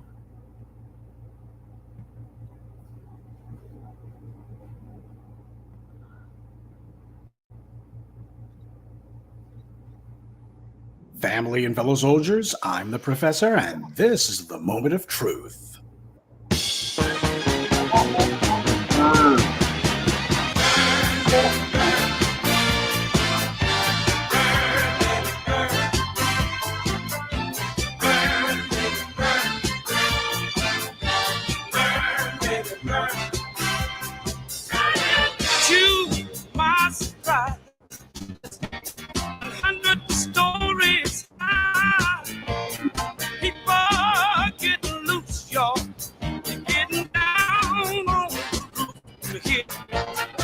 I suppose we had to get around to this one sooner or later. 150 years too late, the Nottoway Plantation in White Castle, Louisiana has burned to the ground. And of course, this satanic obelisk is being mourned by no one except for the white supremacists and a few brain-dead Negroes. We'll get to that in a moment. Now, for those of you who don't know, this so-called plantation, which they've been trying to rename as everything but that, it was basically created by a white supremacist named John Randolph. Like every white supremacist, this scumbag never worked a day in his life, and yet you have the white media and other social types who pretend as if this guy did something on his own. All he really did was to enslave 150 people who were better than himself and to force others to build a fortune for him. So he's a slave master, a rapist, and a thief. He had a lot of money that he did absolutely nothing to earn. And that's the reason why you got so many folks, all these white supremacists who like this kind of a person. Money for nothing to them, that's the dream. So that satanic eyesore was a monument to white privilege. All the goodies, giveaways, and guarantees given to those with the right skin color. And no, they don't care about that place burning down. What they care about is its existence as a symbol. It's the same thing you had with the Charlottesville riot. Richard Spencer himself admitted it was not about Robert Lee's statue at all. No matter what these white supremacist troglodytes may try to claim, there's not even one of them that could tell you anything about Robert Lee whatsoever. They don't know anything about history. But what they do know is what that kind of statue, that kind of iconography makes them feel. What it feels to them is validation of their evil. Hey, we got away with it. It reminds them of the central pillars of white privilege. Unearned wealth, unearned and undeserved praise, and to not be held accountable for one's actions. Most of the clowns pretending to care about this fire at that plantation house, they didn't know this place even existed before this week.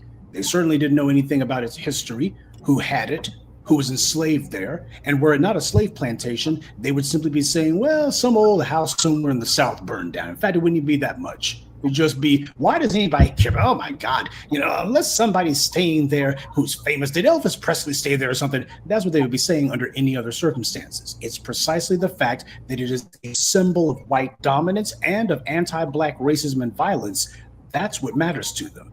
It's a symbol of the reassurance that the beneficiaries of slavery will never be punished, never made to pay reparations for what they stole, and they'll never be criticized, because that's what scares them about all of this. That place burning down to them, it seems like a reckoning. The very kind of thing that white power was put in place to insulate them from. Now, as you can see with the graphic that's on the screen right now, you got folks in the white media, naturally NBC, nothing but Caucasians.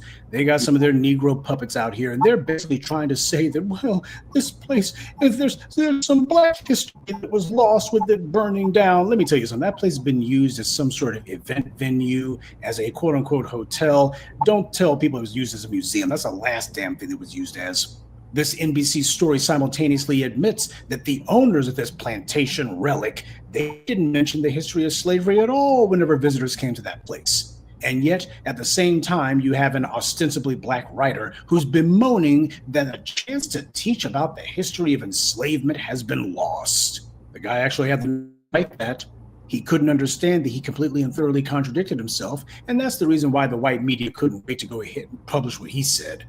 This is the kind of two-faced, fork-tongued gibberish that you have to spout if you want to work for the white media. The people who own that place, they made it a point not to mention slavery. And yet this writer was pining away, bemoaning the end of an educational opportunity that never actually existed. Seems the white racists who celebrate the butchery and depravity of slavery, they're not the only ones who romanticize that era in some form or another. The racists down in Louisiana, those inbred bigots, they do nothing to admit to slavery. And they've gone out of their way to praise it and trade in every lie, fiction, and falsehood they could to go beyond merely sanitizing slavery to these days outright praising it. But then again, they never stopped. And this piece, written by an alleged Black writer, it has just the smarmy, pathetic tone of somebody who's apologizing. They're apologizing for, I know there's some Black folks out there who love seeing Massa's house burned down, but you know, there's lots of lessons that we could learn from all of this. I feels for you, Massa, because there's a lot precious in that place too. Black people should know better than to co-sign this kind of behavior. You know, it reminds me, after the Black Panther movie came out, you had some people who were writing so-called think pieces, talk about unthinking pieces, claiming that the Killmonger character was wrong, et cetera, et cetera. What they were actually doing was reprimanding Black people. That's what it's about. You always got some sorry Negroes who want to be the first ones in line for that dubious honor, to be the first ones to wag their fingers in Black people's faces. We see y'all smiling over there, Massa. I'm getting them told, Massa. I'm telling them not to be smiling, Massa. Oh no, if Massa ain't happy, you ain't gonna be happy neither. You want to be upset about history being destroyed? I mean actual history. Then be upset about the Black townships like Rosewood and Tulsa and other Black Wall Streets and enclaves that were utterly destroyed by the descendants of trash like John Randolph and the great-grandparents of the scum who you see who are today posting comments decrying and bemoaning all of this. Those Black townships, that was history worth preserving. But the government, they were co-conspirators in the murders and property damage that took place. And that's the reason why they haven't dedicated any resources to it. In fact, they tell all of these Black people who lost everything, whose accomplishments and legacy ought to have been preserved, well, they got nothing after racist white mobs destroyed their homes, burned them to the ground, and murdered thousands and thousands of Black citizens, including children.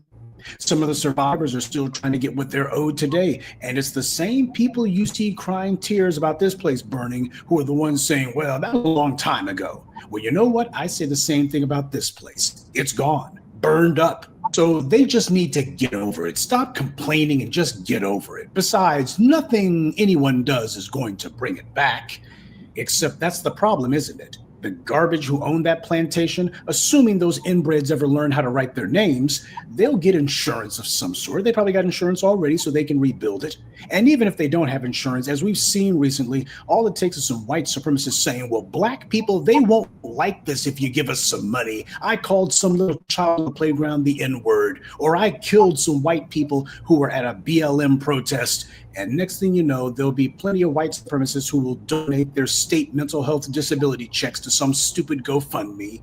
So the creeps who own that place, they're going to be fine one way or the other. White power is going to take care of them. But don't you dare try to blow smoke in my ear telling me that there's some sort of educational value to this place. No, The destruction. This is what should be treated as a teachable moment. This is the kind of education that people can actually benefit from. Compare the burning of this place to the destruction of black enclaves that took place 120 years ago, and then let's compare and contrast. And we can start by asking whether or not we ought to be concerned about an old plantation relic burning down at all. When what we should be doing is remembering all of the innocent black lives in their homes that were burned to the ground. And also be sure to teach the children who did it. Every year, you have a number of black churches that are set on fire by white supremacists. You got these white racist arsonists who run around destroying churches, many of which have stood for over 100 years. And yet you don't have anybody going, look at the history that's been lost. Oh, irreplaceable history. You don't have any of these people out here in the white media saying, well, you know, when that black church was destroyed by those white racists, there was a lot of white history that burned up with it. A lot of white history was lost too. They never do that. So you want to talk about things being burned and history destroyed by fire. Talk about the black people whose churches and homes have been destroyed by these white supremacists. Now that's history that should have been preserved, has been destroyed, and you don't see anybody shedding any tears. It's not considered to be important. Yeah, because it doesn't glorify white supremacy. That's why. No matter what the white media may try to tell you, in this case, there are no victims here. None at all. Except for the black people who were imprisoned and enslaved there, and forced to build a fortune for a worm who was lower than the dirt, and his degenerate offspring who were continuing his satanic legacy. In fact, his descendants should be made to pay reparations to all of the descendants of anybody who was enslaved on that plantation, anybody who their great-great-grandpappy was brutalizing, raping, and torturing. They should be made to pay reparations. Here they are making money off of this place, a place built by the hands of people far better than themselves. They're getting all of this money. They're being praised by the white media and local politicians and the like. That money should be going to their victims. That's what should be happening here. Confiscate all of it, and if nothing else, you can go ahead and sell that place and take the money and give it to the people who actually earned it, the people whose pockets it should be in. For us to discuss the greatest crime in human history, slavery, to do that is to also indict and hold accountable the dominant society, the people who benefited from slavery, the people who perpetrated it, and who to this very day still have a romantic and positive view of the worst crime in human history. The goal should not be to make these people ever feel comfortable. Right. It should be to condemn them for their crimes and point to this as the reason that reparations are required. Of course, your so-called writer heard this piece. He didn't mention reparations at all. Not only have the perpetrators of slavery not been made to make reparations for their crimes, but they still retain the stolen spoils of their degenerate behavior, and they even make money off of it, and on top of that, they glorify it. You got this fool sitting here doing this pathetic apology piece to Massa. Massa, I'm so sorry there's black folks who was celebrating that one of your little trophy houses burned down. I'm so sorry, Massa. I understand, Massa. There's a lot of important stuff that was in there, Massa. It was important to us, too. I just can't tell you what it is. That's what's going on here. Trying to claim that this place burning down, that black folks have lost something. No, what we lost was when these white supremacists slapped us in chains, took our names, took our language and history from us. That's when we lost things. These are Negroes who write unoffensive slop that's meant to not alienate their white liberal pals who, truth be told, have far more in common with the owners of that plantation house than they do with decent black people. So the white media is just so disturbed by the loss of this relic to the past. After all, we need to maintain the memory of what slavery was. That seems to be the talking point. Meanwhile, the same white media is saying nothing and doing nothing about Republicans in Louisiana and Texas and Florida who are teaching children that slavery was a good thing. If these white liberals and their Negro sock puppets want to pretend to be so disturbed about history being lost, then shouldn't that history be based on facts and not white delusions? If we're going to talk about history, at the very least, shouldn't it be true? There's an ideological struggle that's been going on in the Americas for 500 plus years. And that struggle happens to be against white supremacy, the greatest evil the world has ever known, and black empowerment, which is an oppositional ideology to it. And in any sort of war, truth usually becomes the first casualty. You got a bunch of Negroes trying to help white supremacy to cover it up. And these individuals, whether they be the white supremacists who are pretending to be sorry about this, oh, this place had history, and yet all of those white supremacists you see online and such, they're not saying anything about what was good about that place. Not one of them can say anything good about it. Instead, what they say is, well, you know what? Slavery wasn't all that bad. They can't say anything good about the place. They don't know anything about it. And the few who pretend to know anything about it, they can't tell you anything positive about the place. But they know that it's so sad. Something here has been lost. What's been lost? This is not living history that place represented. It represented a trophy for the dominant society to look and say, hey, see, this is when we actually had those Negroes as property and we got away with it.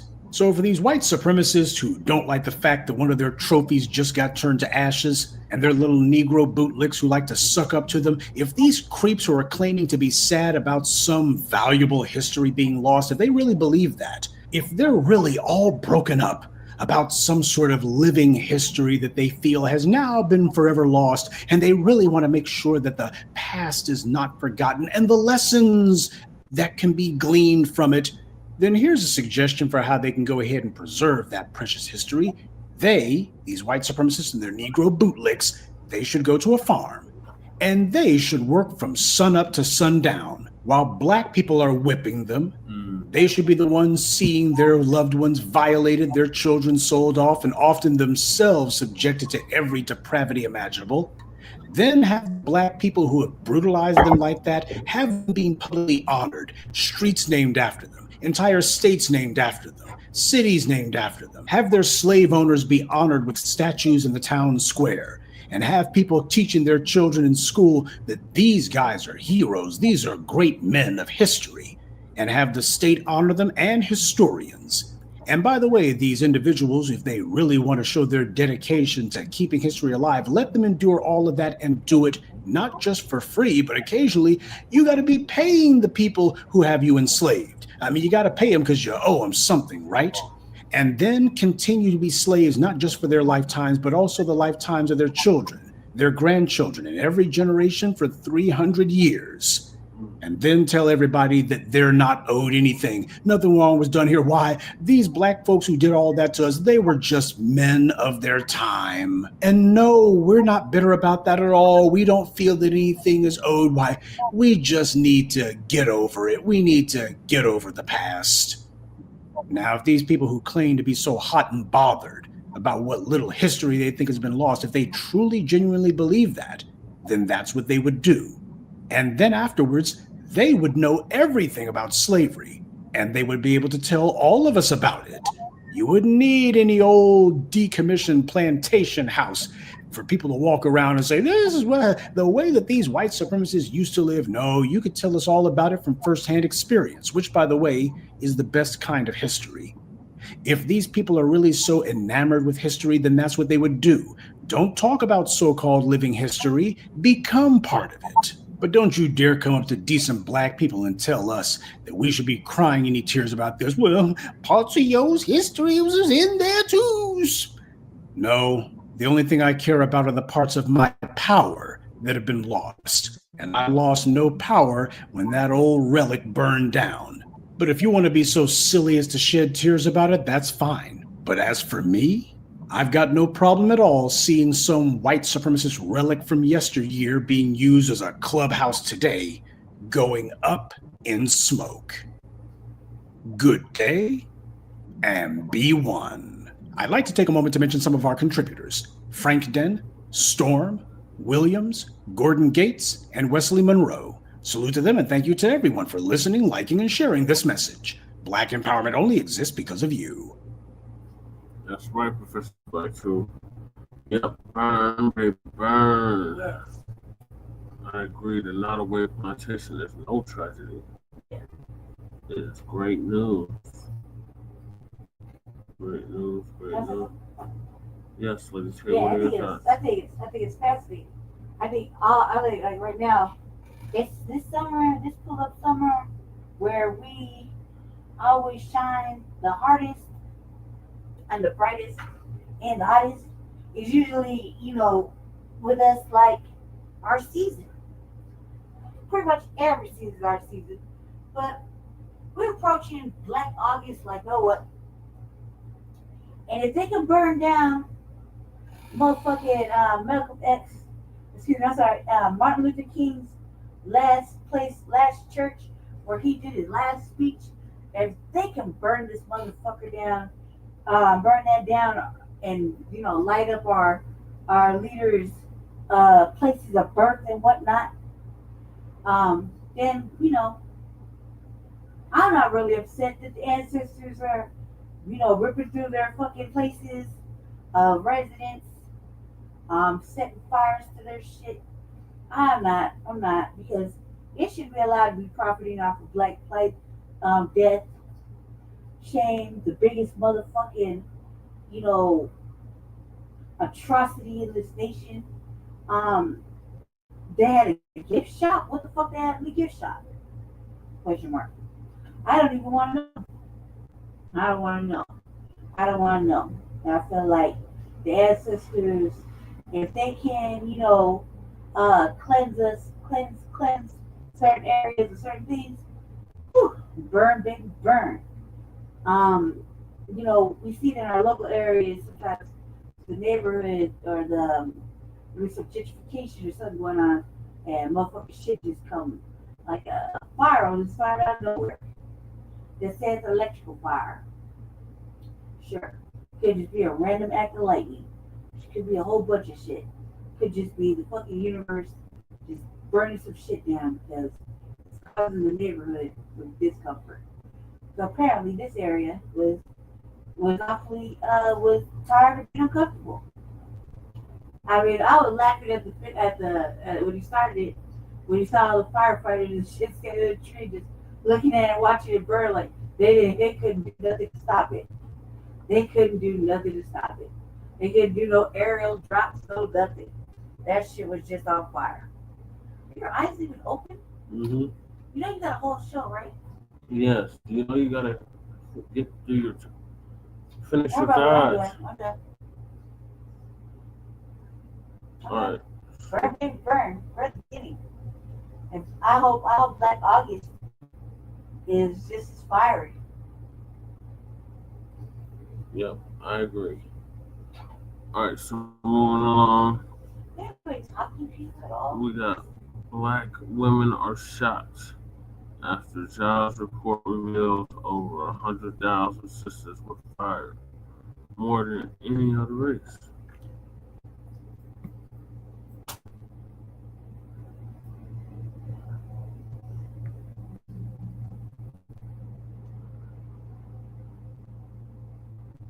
From November 14th to 21st, we're inviting you to join us for a powerful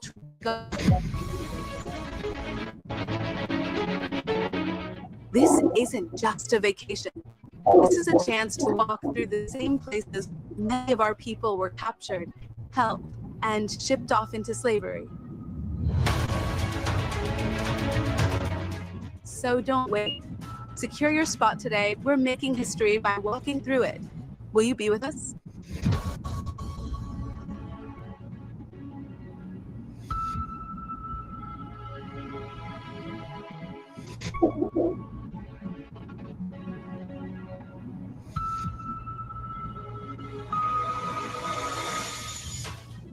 So recently they had a job report come out and they say a lot of Black women lost their job more than any other group.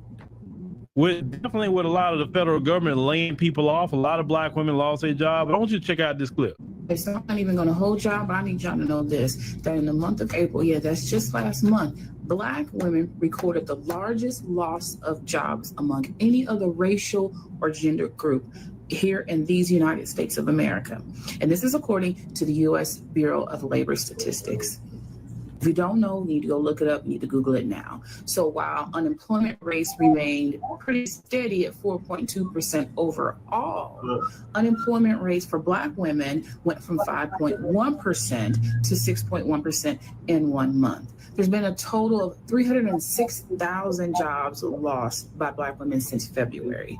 So you guys do the math. Let's figure out what's really going on. I know what's going on. Remember, Black people are last hired and first fired. Now, with them getting rid of DEI, a lot of women is going to be on the chopping block, period. Bottom line. And with the current administration, they trying to set this thing back some more so with white men are getting the majority of jobs, and after white men, probably some black men after that. But I'm seeing some debate about this, and so you got two different factions debating this. You know, you got one faction saying, you know what, we probably just need to work together in our community, work with black men, because, you know, we need each other. Then you got the other side that may say, well, this is, you know, all this is happening. This is, you know, the system trying to throw black women away because they use black women to create an imbalance financially in the black community with a lot of these government jobs or some of these diversity jobs and stuff like that, right? And I do really believe that you know, if the women are making more than the men on, you know, in a lot of areas from what have been researched, a lot of times the women won't have certain respect for the men, because what's the first thing that they say? Well, he needs to make what I make or more, right? Versus if she didn't have that kind of job and she had, which is normal average job women have, and the man have his job, then she would respect him a lot more. That's why sometimes with men, and even in the area of dating, they don't want a woman with a high salary. They want a woman they rather marry a woman that's a waitress at Applebee's somewhere than a woman that has a high salary federal job. It's just reality. But here's the thing. Black men and women got to work together as a community, okay? We need to work together. We need each other.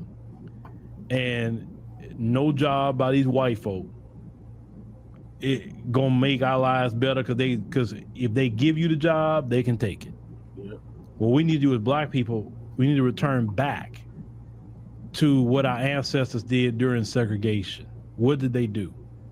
They created businesses, they worked together, they gave jobs in the community, we farmed our own, you know, grew our own food, we educated ourselves, we healed ourselves from sickness and disease.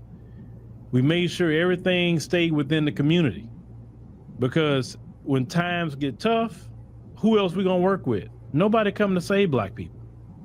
If black people don't depend on each other, then we are stuck out. No other group is coming to save us. You definitely can't look at no white man or no Hispanic or Arab or Asian or whoever else. We got to work together, and we have documented proof that when we work together, we create beautiful things, large things. We create towns, we create industries. We are innovative. We do more of that together. Taking your talents to white people and white corporations, they don't appreciate it. First and foremost, they don't appreciate it. Second of all, they don't deserve it. You deserve to take your talent and make that, you know, you make the money off of your talent. You make the money off of your gifting. And when you're making the money off your gifting, you can give jobs to your brothers and sisters in the community. That's what we must start doing. So if they're laying you off, firing you or whatever, and say, hey, let's work together, man. Let's do something in our community. Because I tell people all the time, every time I've gotten fired from a job, I've done better. Every time. Every time I got fired, it was always a blessing to me to get fired. It was always a blessing. And that's the same thing I would say to you. It should be a blessing for that to happen, because you can maybe do your dream, start a business, you know, say, hey man, I need to work with my brothers and sisters, you know, as a community, start working with each other again. Because, you know, black men and women were together, married and all that. You know why they were married? Because they had no choice. They had to work together. Oh, I don't want to be married. I don't want to be. Okay. But then you have women online talking about, oh, you know what?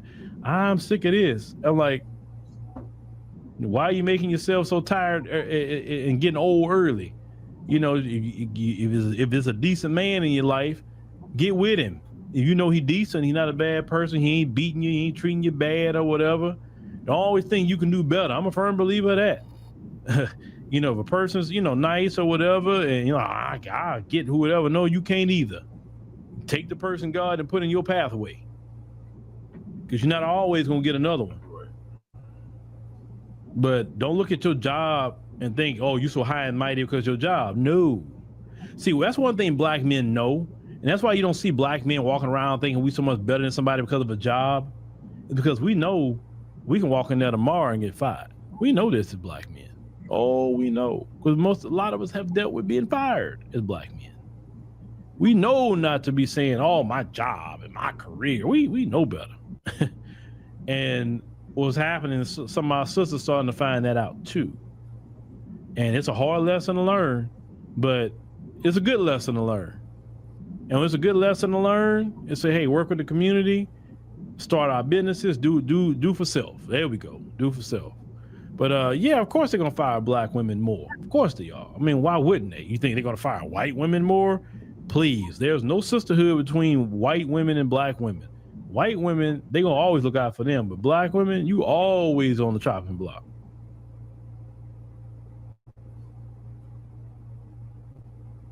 Brothers and sisters, we've been hoodwinked, bamboozled, lied to, sold a dream dipped in red, white, and blue, and called it freedom. But I'm not here to sing lullabies to the blind. I'm here to shake the sleepers and rip the veil off the illusion. This country, the so-called land of the free, has never been free for you and me. While they chant about liberty, they lock the doors of justice. While they preach peace, they drop bombs. While they parade... That's what they do. All right, ladies. We get thoughts on black women are shocked after job report reveals over 500,000 sisters were fired, more than any race. Yeah.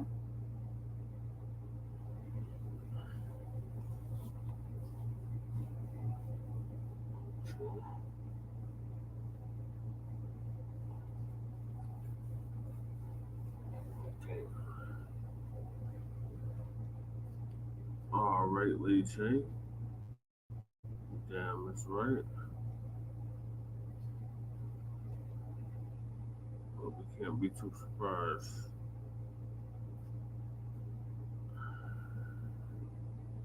All right, so since it's been 100 years since our elder Malcolm X would have been around, would have been 100 years. I was gonna play this video exposing America, Malcolm X's fiercest species.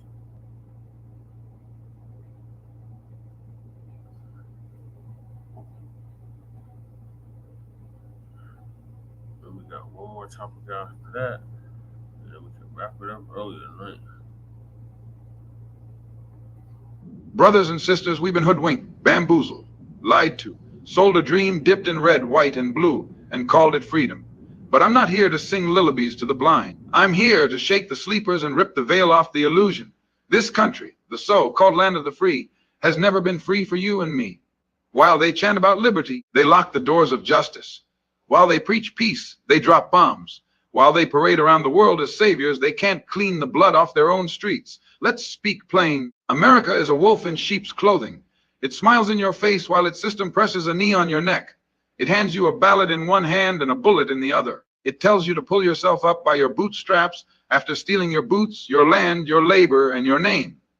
You see, the trick was never in the chains, it was in the mind. They want you to believe you're free because you can choose between two masters. But freedom doesn't come from choosing your master. Freedom comes when you refuse to be a slave. America masks oppression with false freedom. From the moment we are born, we are fed a narrative, a scripted lullaby of liberty. We are told that this nation is the beacon of hope, the guardian of justice, the home of the free. They fly the flag high and sing songs of glory, all while denying millions the very rights they claim to protect. But look deeper, and you'll see the contradiction written in blood and bricks. You'll see a nation built on broken backs and silenced voices, dressing itself in the language of freedom while practicing the politics of control. The lie is layered. It's not just spoken in words, it's baked into the systems, into the education that whitewashes history, into the courts that criminalize poverty, into the prisons that cage generations, into the neighborhoods redlined and resources denied. They teach you about democracy in textbooks while erasing the democracy of your voice. They hand you the Constitution but deny you the dignity it claims to guarantee. They speak of equality yet lock opportunity behind gates built on color lines and class walls. This is not freedom. This is the illusion of freedom, carefully crafted, fiercely protected. The kind of freedom where you can speak but not be heard, where you can vote but not change anything, where you can climb but only so far as the ceiling allows. The kind of freedom that applauds your resilience while perpetuating the very systems that require it. That smiles at your struggle but refuses to dismantle the struggle itself. That says, you're equal now, while keeping one foot on your neck and the other on the gas. You are told you're free because you can buy a house, get a job, speak your mind. But what is the worth of those things if the house is in a neighborhood designed to trap you? The job is a dead end with no ladder, and the words you speak fall on deaf ears unless they make someone else comfortable. What is freedom if it's limited by your skin, your name, your zip code, your accent, or your ancestors? That is not freedom. It's permission, temporary, fragile permission dressed up as liberty. They say you have rights, but rights with conditions are not rights at all. They can surveil you, stop you, search you, suspect you, all without cause, because of how you look or where you walk. They can shoot you and then put you on trial after death. They can call you a threat just for breathing too loudly in a space that wasn't meant for you. This is the reality for millions who are told they are free, yet are treated like fugitives in their own country. And all of this is justified with the same tired slogans about law and order, about keeping the peace, about national security. But whose law? Whose order? Whose peace? A peace that comes at the cost of silence is not peace. It's submission. A law that protects the powerful and punishes the poor is not law. It's tyranny. And a nation that calls itself free while building cages and borders and surveillance states is not free. It's just well disguised. We are not fighting for new rights. We are demanding the rights we were promised. Rights that were inked into paper but never lived in practice. Because the same system that wrote, all men are created equal, wrote laws to keep men unequal. The same hands that drafted liberty passed chains from plantation to prison. The same voices that spoke of freedom denied it to women, to immigrants, to indigenous people, to black people. That contradiction isn't accidental, it's foundational. They export this image of freedom to the world while keeping millions domestically under control. They bomb other countries in the name of liberty while criminalizing protest at home. They speak of human rights violations abroad while ignoring hunger, homelessness, and brutality in their own streets. That's not freedom. It's hypocrisy with a flag wrapped around it. It's a branding campaign, not a reality. And the saddest part is how many believe it. People are trained to celebrate the symbols while ignoring the substance. The fireworks, the parades, the pledges, all distractions. What is a national anthem if you're not allowed to stand with dignity? What is a holiday if it celebrates a history that omitted your ancestors? What is patriotism if it demands you stay silent about your pain? The narrative is powerful. It keeps people complacent. It tells them they're free, and if they're struggling, it must be their fault. It turns systemic oppression into personal failure. It sells the myth of meritocracy while ignoring the mechanisms of exclusion. If you're not making it, they say, it's because you didn't work hard enough, not because the deck was stacked. That narrative is a weapon. It is the invisible chain. It keeps people believing that their freedom is real even as they're boxed into economic ghettos, political irrelevance, and cultural erasure. So when we speak up, when we question the system, when we call out the lie, they say we're ungrateful. They say we hate the country. But to love a thing is to hold it accountable. And to hate a lie is not to hate the place. It's to hate the mask it wears. We do not hate America. We hate the deception, the hypocrisy, the exploitation that hides beneath its ideals. We are not against freedom. We are against the theft of it, the dilution of it, the redefinition of it into something hollow and meaningless. What we want is real freedom, not symbolic, not partial, not granted by permission or evoked by discomfort. Freedom that exists whether you're rich or poor, black or white, native or newcomer. Freedom that protects you when you resist, not just when you comply.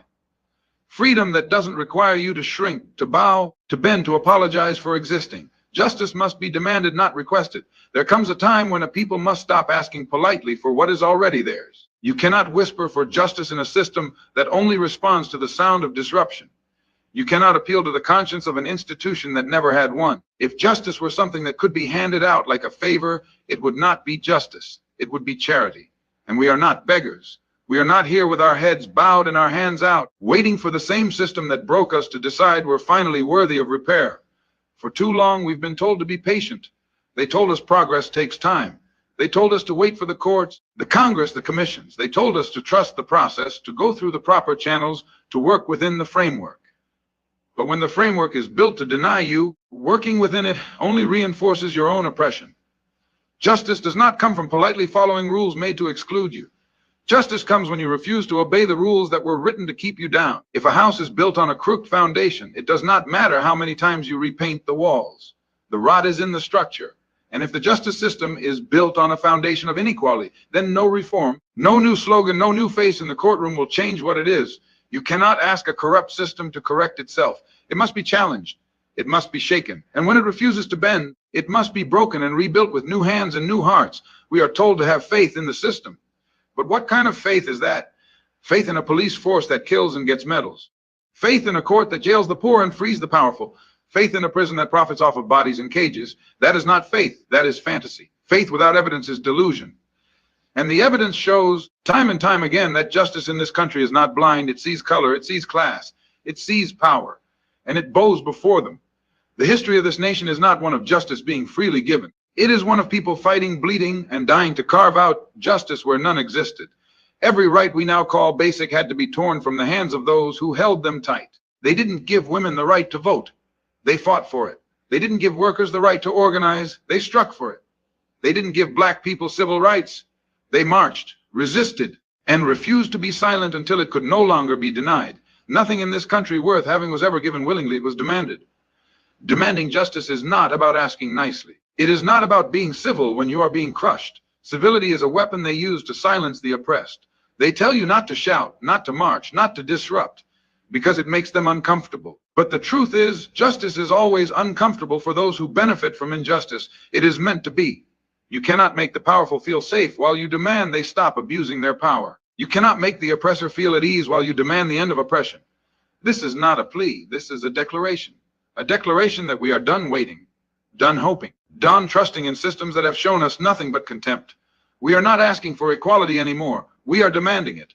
And the difference is everything.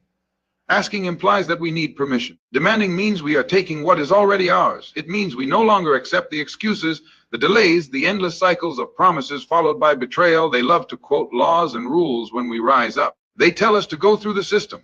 But when we do, the system locks us out. When we vote, they gerrymander. When we protest, they criminalize. When we organize, they infiltrate.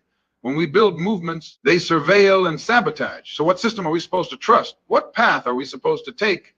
The only path left is the one we blaze ourselves, with courage, with conviction, with the fire of generations who refuse to be silenced. Justice cannot be postponed. Delayed justice is denied justice. Every day a child grows up in poverty because of racist policies. Every day someone is incarcerated for a crime of survival. Every day a mother buries her child while the killer walks free. That is a day justice failed.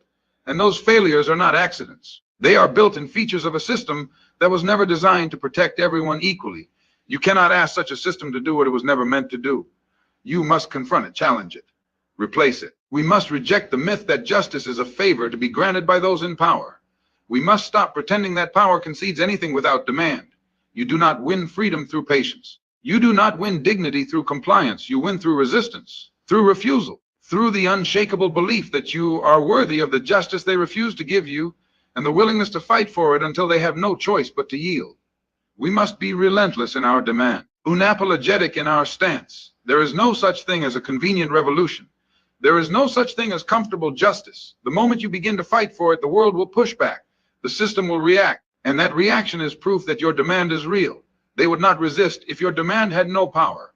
They resist because they know once you stop asking and start demanding, the balance begins to shift. We must teach our children that justice is not something they wait for. It is something they build. We must teach our communities that their voices matter more than the laws written without their consent. We must teach each other that no one is coming to save us and that we are enough to save ourselves. Justice is not a dream. It is not a hope. It is a right. And rights are never given freely. They are taken boldly. Truth is not hate. It threatens the guilty. In every era, the powerful have tried to twist the truth into something ugly, something dangerous, something to be feared. Not because the truth is violent, but because it unmasks the violence they have tried to hide. The truth does not burn buildings or break bones. It exposes the systems that do. It shines a light where they want only shadows. And so, when the oppressed speak the truth, when they name the injustice they've endured, when they lay bare the brutality behind the smile of the system, The response is not reason, it's accusation. You're spreading hate, they say. But what they really mean is, you're making me uncomfortable. They want us silent, not because our words are false, but because they are too real. They sting. They disrupt the narrative. They call out the lie that everything is fine, that the problem is solved, that the country has moved on. The ones who have the most to lose from the truth will always label it dangerous. But the danger is not in the words, it's in what the words reveal. When a child speaks of hunger in the richest country on earth, that is not hate, that is truth. When a woman names the harassment she faces at work or on the street, that is not bitterness, it is truth. When a black man points to the long line of bodies left behind by police, that is not divisiveness, it is truth. When an immigrant speaks about being treated as less than human, that is not exaggeration, it is truth. And the truth, when spoken boldly, cuts deeper than any weapon. It exposes the cracks in the foundation. It reveals the sickness beneath the surface. But truth-telling is a dangerous act in a nation built on denial. Denial is comfortable. It allows people to sleep at night. It lets them pretend that the suffering of others is isolated, deserved, or imagined. The truth shatters that illusion. It demands accountability. And accountability is what the guilty fear most. Because once people know the truth, they start to ask questions. Once they ask questions, they start to challenge. And once they challenge, the balance of power begins to shift. This is why truth-tellers are always attacked first. They're called radicals, agitators, troublemakers.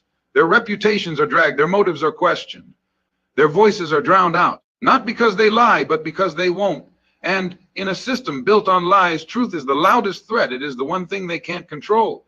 They can control laws, they can control the media, they can control money, but they cannot control truth. Once it has been spoken and heard, it has a life of its own. And so they twist the language. They take the truth and frame it as hate. They tell the oppressed to be quiet, to calm down, to be more respectful. They say the way you talk about injustice is more upsetting than the injustice itself. They don't want to hear about the wound because it reminds them of who inflicted it. They don't want to hear about the pain because it threatens their comfort. They don't want to hear about the problem because then they might have to become part of the solution. But the truth does not owe anyone comfort. It is not here to be gentle. It is not here to make the privileged feel good about themselves. The truth is sharp. It cuts away illusion. It is not hate to say the system is broken. It is not hate to say racism is alive and well. It is not hate to say poverty is a product of policy, not personal failure. It is not hate to say police brutality is not a series of accidents, but a pattern. It is not hate to say that the justice system has never been just for everyone. That is truth. And truth does not care about feelings. It does not pause for politeness. It does not seek permission. It exists whether we like it or not. What matters is whether we are brave enough to speak it. Because every time the truth is silenced, the lie grows stronger.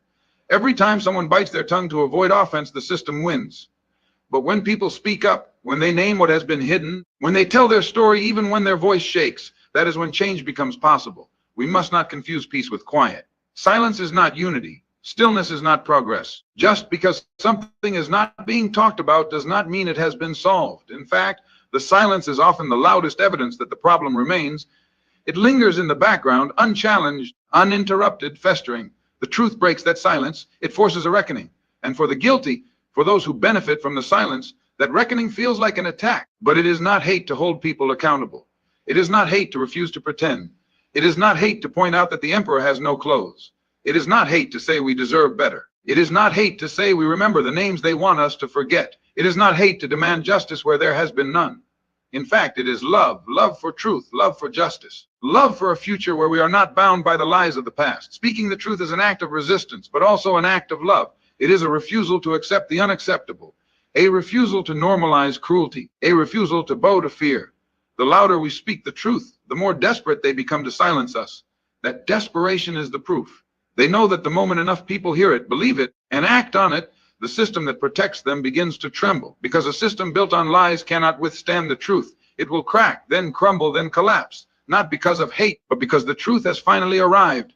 Awakening leads to uprising and real change. There comes a moment when the fog lifts, when the lies that have wrapped themselves around our minds begin to unravel, and we start to see the world not as they tell us it is, but as it really is. That moment is awakening. It's not gentle. It doesn't feel good. It burns. It stings. Because truth always does when you've been kept asleep by comfort, distraction, and fear. But that awakening is the beginning of everything. It is the spark that turns into fire.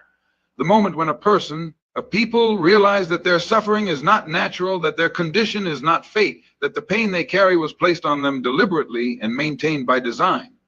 They don't want you awake. They prefer you sedated, entertained, confused. They will flood your senses with noise, your screens with nonsense, your schools with sanitized history. Because the minute you wake up, the minute you begin to question what you've been taught, you become a threat to their control.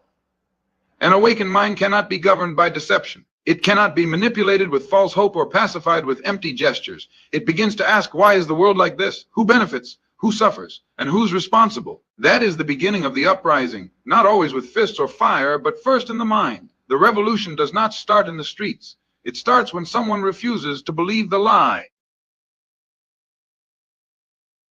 It starts when someone looks at their conditions and says, this is not all there is.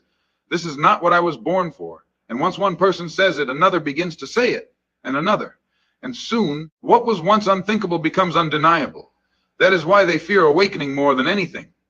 Because once people see the bars of the cage, they will start to test them.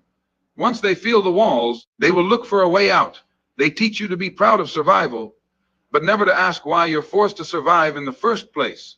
They want you to believe that waking up means bitterness, that speaking out means hate, that resistance means chaos. But what they really fear is that your awakening will spread, that your clarity will infect others, that your courage will catch fire. Because when people begin to connect their suffering to a common cause, they realize they are not alone. They realize the system is not broken. It is functioning exactly as intended. And what is built can be unbuilt. What is enforced can be dismantled. That's when the uprising takes shape. It doesn't always announce itself with slogans or flags. Sometimes it's quiet at first. People organizing in basements, mothers refusing to accept silence, workers demanding more, students rejecting false history, families standing up to landlords, communities refusing to be ignored. And slowly, the system begins to tremble because the power of the people is not in their pleas. It is in their refusal to be manipulated, to be exploited, to be erased. The awakening leads people to stop looking for saviors, to stop waiting for permission, to stop placing hope in the hands of those who profit from their pain. It teaches them that liberation is not something you request from your oppressor. It is something you claim, take, build, defend. And as more people wake up, the uprising becomes inevitable. It is not chaos. It is clarity. It is not lawlessness. It is justice unfiltered by those who have never known it. The awakened see through the tricks. They know that a new face in power does not mean a new reality on the ground. They know that policy without accountability is a mask. They know that diversity without equity is decoration. They know that speeches without structural change are performance. And they stop applauding symbolism. They begin to demand substance. They begin to understand that reform without revolution is just delay dressed as progress. Awakening is painful because it demands something from you. It demands sacrifice. It demands action. It demands that you stop being satisfied with comfort that comes at someone else's expense. And once you accept that responsibility, you can no longer look away.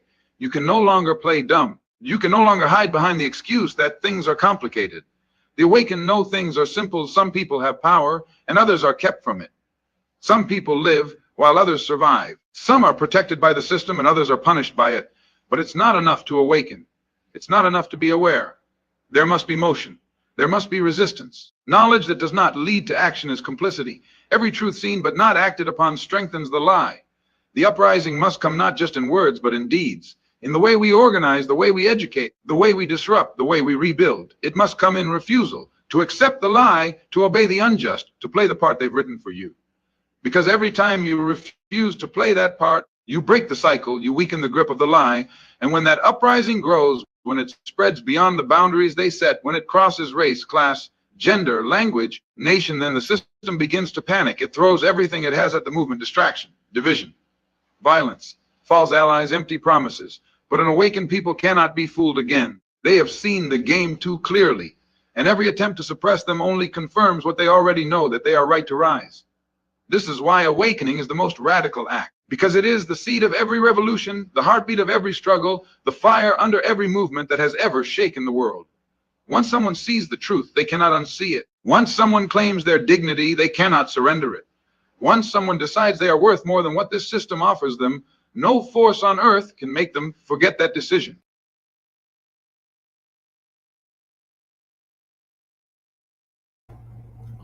Right on, right on. Yeah. 60-some years later, everything he said is still relevant and still haunting it till today. Thoughts, ladies here. That's my favorite because I feel like the last half of it actually speaks to everything I be saying sometimes, I feel like that it's so sad that we really haven't advanced enough to where we can be doing this already by ourselves. Instead, here we are again having discussions like we didn't have them yesterday. So, the meaning that then, when he was alive, or like he didn't say that then, and I'm sure he was probably thinking that when he made that speech. I feel like everything he said is well, pretty much everything, but the last half of that really, really, really, truly speaks to me. Like, I've been awake. You know, I feel like we have these awakenings though, every 7 years. As Black people, we're supposed to have these awakenings every 7 years. Some of us get them more often. Some of us get them like every 3 years.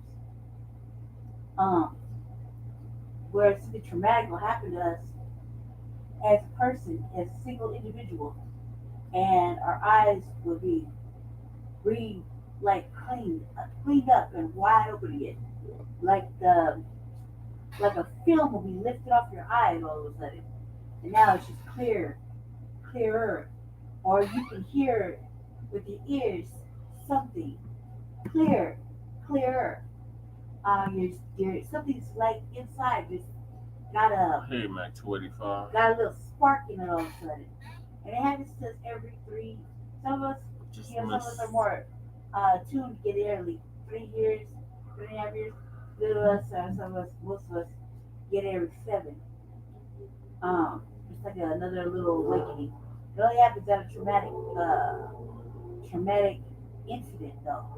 So the traumatic has happened to us as an individual. I've had they can have like more than once in 1 year. So like for me, I've had like 3 in half the year already, because something traumatic has happened to me seriously in the last 6 months. Lots of traumatic things, but some real serious traumatic things that I can no longer close my eyes to. And now I'm just angrier, but clearer. I can see things and hear things clear. The universe speaking to me. So this is like a big thing. And I feel like that's what he's talking about towards the end of the speech. And that's I feel like it resonates more with me. And like I said earlier in the beginning of tangibles, you know, you have to pick one or the other. Black safe or black and black with action. And the action is anger. There is no choice. Because with anger, that's how shit's gonna get done. You can't just keep talking about it. If you talk about it, we ain't going nowhere. We're just halted in the fucking revolving door. We're halted. You know the doors that you go through in the hospital, the spit? Yeah, we're just stuck right there in that little wheel pattern. And we have to get unstuck here now, especially some of us in our mid-40s going into our 50s.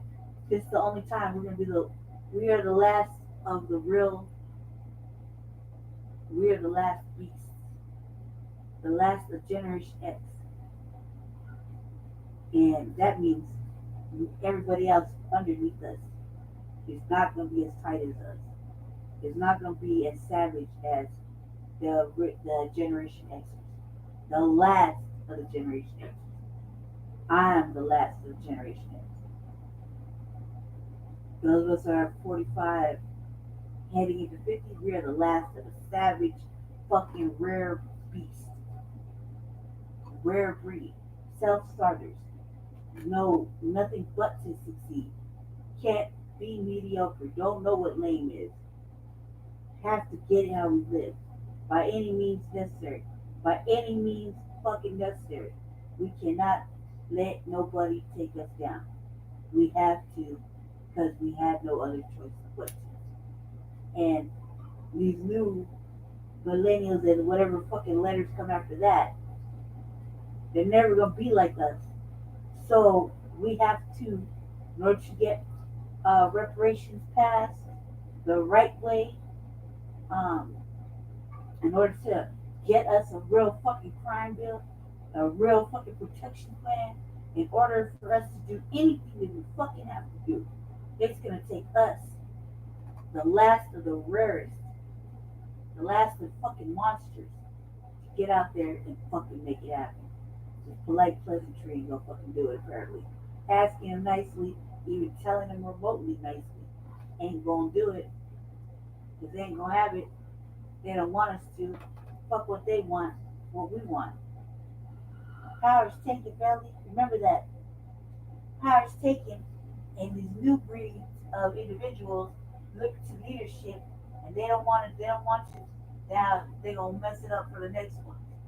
And if we're gonna leave any kind of legacy as the last of a generation, we need to let them see that there probably isn't anything wrong with reactive revolutionaries. Can't be calm and passive no more. And there's no such thing in the last of a breed. These motherfuckers were not passive. Not passive or scary. Just provoked to be passive and scary. But the real Generation Xers like myself, they don't want to be passive and scary. Motherfuckers got to get out there. We got to just figure it out. And it's uncomfortable right now. So we have to get them to be more uncomfortable. And more uncomfortable. And more uncomfortable. And they will realize it tastes good to watch them be uncomfortable. It feels good too. Go ahead. Ben. All right, thank you for that, Lady Che. You're welcome. Yep. What I do. Everything he said resonates with me as well. Lady Che already alluded to, we've been saying this stuff for years. And our good elder was saying this back 60-something years ago. So now we're seeing it in full effect. This is the reparations generation. So let this inspire you to demand what is rightfully owed to us. This is reparations in the form of direct lineage-based cash payments for past, present, and future atrocities that have been brought against our people and continue to be brought against our people in 2025. All right, so the last topic of the night is slavery and civil rights exhibit erased from Blacksonian in Trump's push to whitewash history.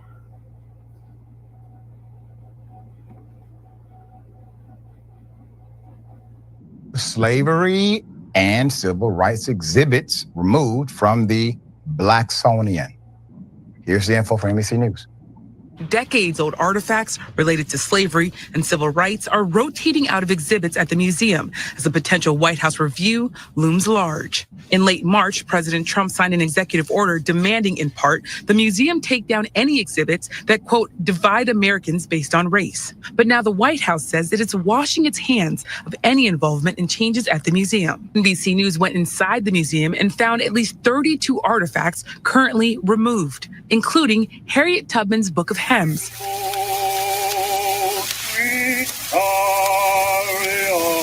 Gospels believed to have been sung as she led enslaved people to freedom through the Underground Railroad. And the narrative of the life of Frederick Douglass, the memoir of one of the most important leaders in the abolitionist movement. Both items gifted to the Smithsonian. The institution pushing back on critics, saying on their website, quote, claims that objects have been removed for reasons other than adherence to standard loan agreements or museum practices are false. So damn sad. Put it up full mass. They are not removing artifacts. They are removing historical context and information. Keep that picture up.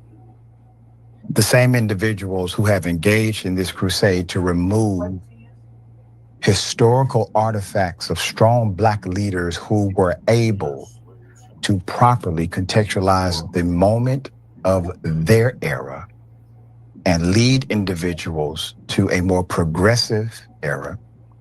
They're being removed, but these same individuals removing them would argue that a city government does not have the right to remove a racist-ass Confederate monument. They don't believe that divides the nation. They will tell you that's history and the government should fund it. But when it comes to Black leaders who stood for morality and justice, and let's be honest, the morality of Black folk have made this country what it is, the superpower that it became, and the potential that still rests inside of it. Without the morality of Black folk, what would America be? Right. You probably don't even want to think about that. Without the movement of King and others, what would this country be? According to News One, Miss President Trump's flurry of executive orders targeting civil rights and Black history, concerns are growing over exhibits being rotated out of the Smithsonian's National Museum of African American History and Culture. According to NBC News, certain artifacts and exhibits detailing the history of slavery and the civil rights movement are being rotated out amid a potential review by the White House. In March, President Trump signed the, quote, Restoring Truth and Sanity to American History executive order that, among many other things, requires museums to remove exhibits that showcase, quote, improper ideology. Now, I want you to know he's keeping these terms very loose, very subjective intentionally. He did the same thing with the Republican National Committee. When he hijacked it, the first thing they did was they rooted out all of the definites, all of the exacting language, and replaced it with very loose, subjective, interpretive clauses. Why? Because he doesn't want to be bound to very specific anything, nothing. He wants to operate in this area. NBC News went inside the museum and found at least 32 artifacts. Now that's at least 32 artifacts that were once on display have now been removed. They include Harriet Tubman's book of hymns filled with gospels that she is believed to have sung as she led enslaved people to freedom through the Underground Railroad, as well as a cloth made by enslaved people and a photo of the hip hop group Public Enemy. Also removed was the, quote, narrative of the life of Frederick Douglass, the memoir by one of the most important leaders in the abolition movement. Both items were gifted to the Smithsonian. Both the White House and the National Museum of African American History and Culture pushed back against the idea that these removals were a result of the executive order. White House spokesperson issued a statement saying, quote, the White House had no involvement in removing any exhibit from the National Museum of African American History and Culture or any other Smithsonian institution. They did this on their own accord, end quote. Though when one considers that the former director of the museum left as a result of the executive order, and that both Chief Justice John Roberts and Vice President J.D. Vance sit on the damn Smithsonian board, it doesn't entirely pass muster, does it? Those who loaned the items to the museum also aren't entirely convinced that the return was not politically motivated. Let's go to it.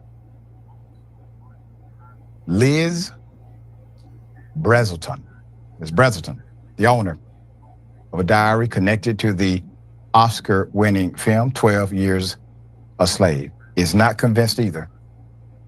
She gave one of her great-great-grandfather's diaries to the museum in September 2015 on a 10-year loan.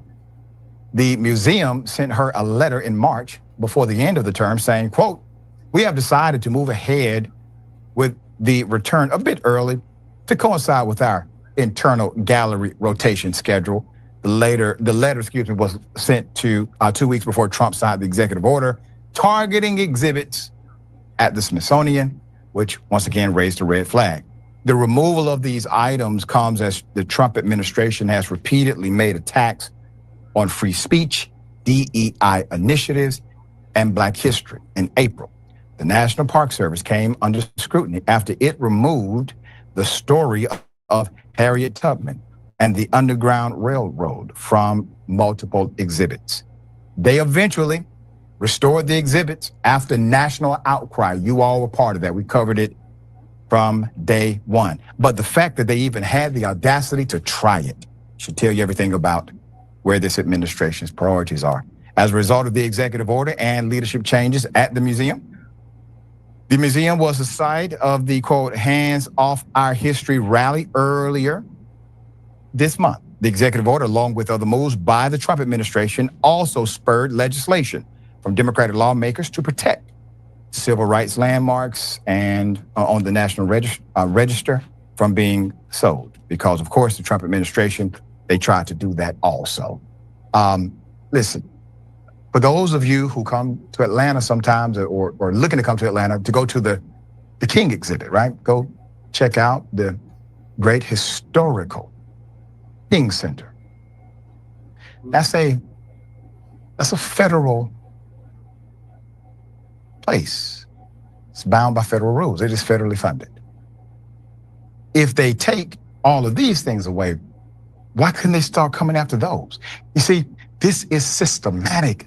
These individuals don't simply go to the policy limit.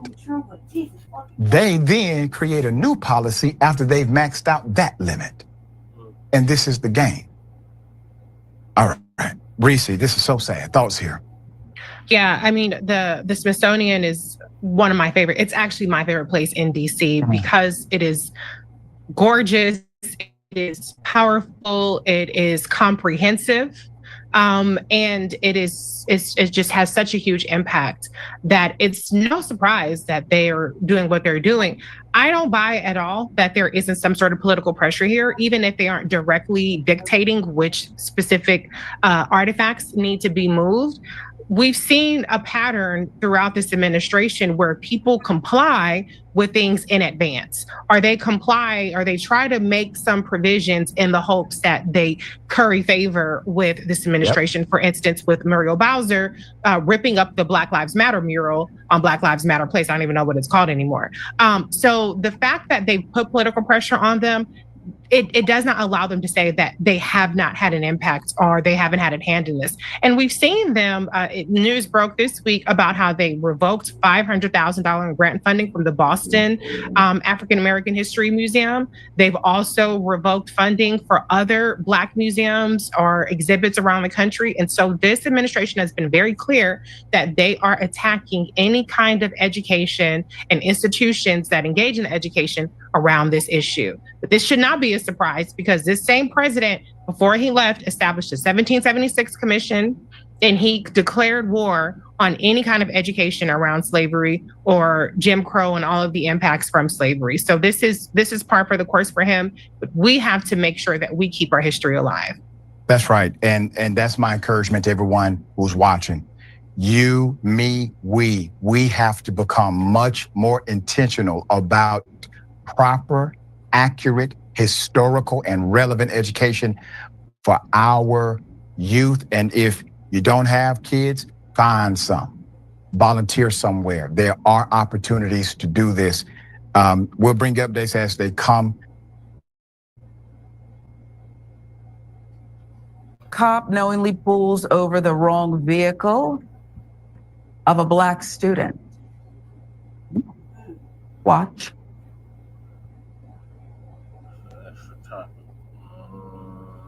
Control, can you go ahead and clear the channel? I'm getting ready to do a high-risk stop.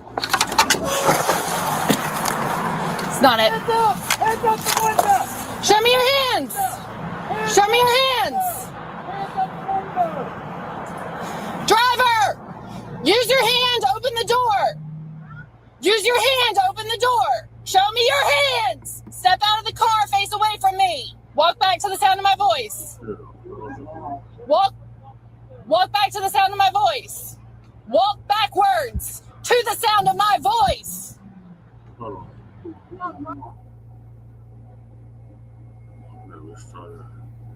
Cop knowingly pulls over the wrong vehicle of a black student. Watch. Oh, a few months back. Control, can you go ahead and 10-3 the channel? I'm getting ready to do a high risk stop. It's not it. Show me your hands. Show me your hands. Driver, use your hand, open the door.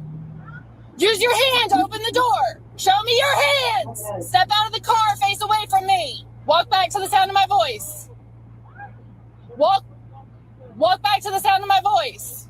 Walk backwards to the sound of my voice. All right, stop. Stop. Get on your knees. Stay there. Put your hands behind your back. Put your hands behind your back. Yeah, in just a second, all right? Give me a second. All right. So we gotta hit that your car is stolen. The Okay. hit that my car was stolen. Yes. Y'all can't put my registration in and everything. Okay. All right. I'm only 18. Y'all can and then y'all put that stolen, dear. How my car, bro? Let me call my mama. Let me call my mama. Did y'all even read the tags? No, y'all did not. And don't call my baby dear. Right.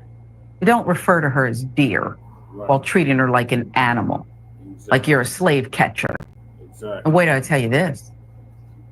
Her Atlanta Black Star, seconds after pulling over a suspected stolen vehicle in early May, North Myrtle Beach, South Carolina police officer Kayla Wallace knew it was not the Dodge Charger they were looking for due to its color and different license plate.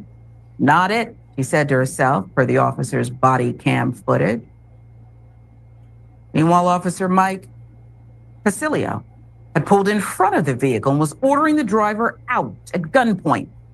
Instead of informing Pasilio they had the wrong car, Wallace joined in, also drawing her gun, ordering the driver, 18-year-old Lanisha Hemingway, out of her car at gunpoint. Anytime a gun is drawn, emotions are heightened. An innocent 18-year-old, one wrong move. I mean, we've seen it happen before, right? Too many times? Too many.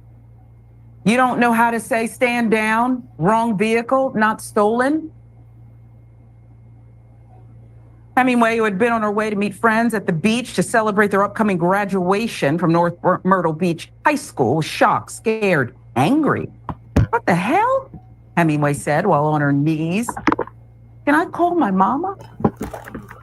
Meanwhile, Pasilio, who had driven into oncoming traffic to stop Hemingway's car, was searching her car as though she was still oblivious that it was the wrong vehicle. Maybe we'll find something.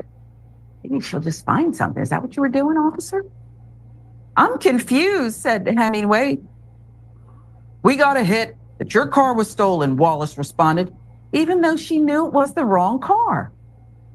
So you drove in the oncoming traffic. Presumably, this teenager on the way to the beach wasn't involved in a high-speed chase to get out of there with her stolen car. So you jeopardized everybody while you just had to get her right there. Wow. Taken aback by the accusation, Hemingway told the cops to check her registration to show it was not stolen, but the cops did not care. Your car was reported stolen, dude, said Basilio with a smug certainty. Bro, let me call my mama, Hemingway said. You all didn't read the tags.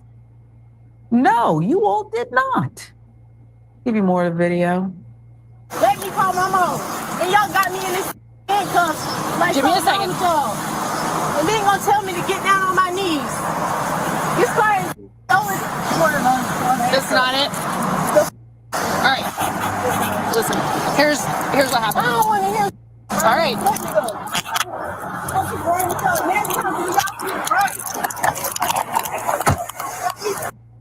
Get the out of my way. I support every bit of it. though I am worried about a Black, innocent young lady driving a car that is not stolen, exercising her freedom of speech with these characters. Who knows what they want to do because she's rightfully angry. Had her in cuffs in the middle of her community, guns drawn. Now Hemingway has turned that anger into a federal lawsuit against the two officers, accusing them of false imprisonment, unlawful seizure, excessive force, recklessness, negligent training.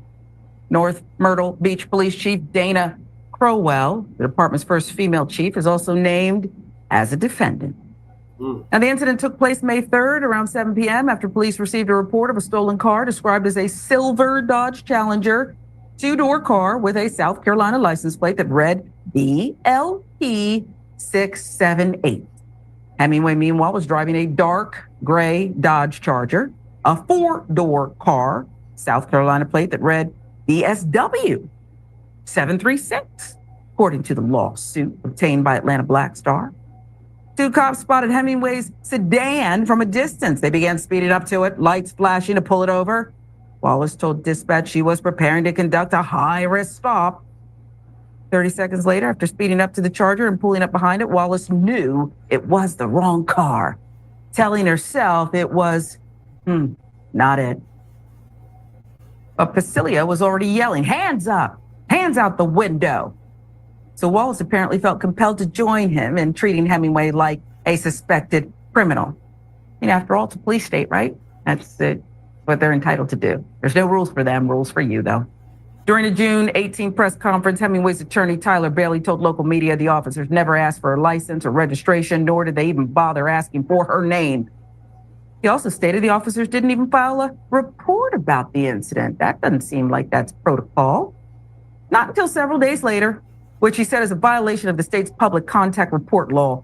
Law requires all traffic stops to be documented, even if they result in no citation or arrest. How do you think the mayor got the data from the last story you told us about? How do you think the mayor knew all those people were pulled over? All those people were stopped in New York. How do you think he knew? And why do you think we have these laws on the book? The law states that anytime a motor vehicle is stopped by a state or local law enforcement officer without a citation being issued or an arrest being made, the officer who initiated the stop must complete a data collection form designed by the Department of Public Safety that must include information regarding age, gender, and race or ethnicity of the driver of the vehicle. And a Black Star with the details. Bailey suggested to local media that Hemingway would probably have been treated differently had she been white.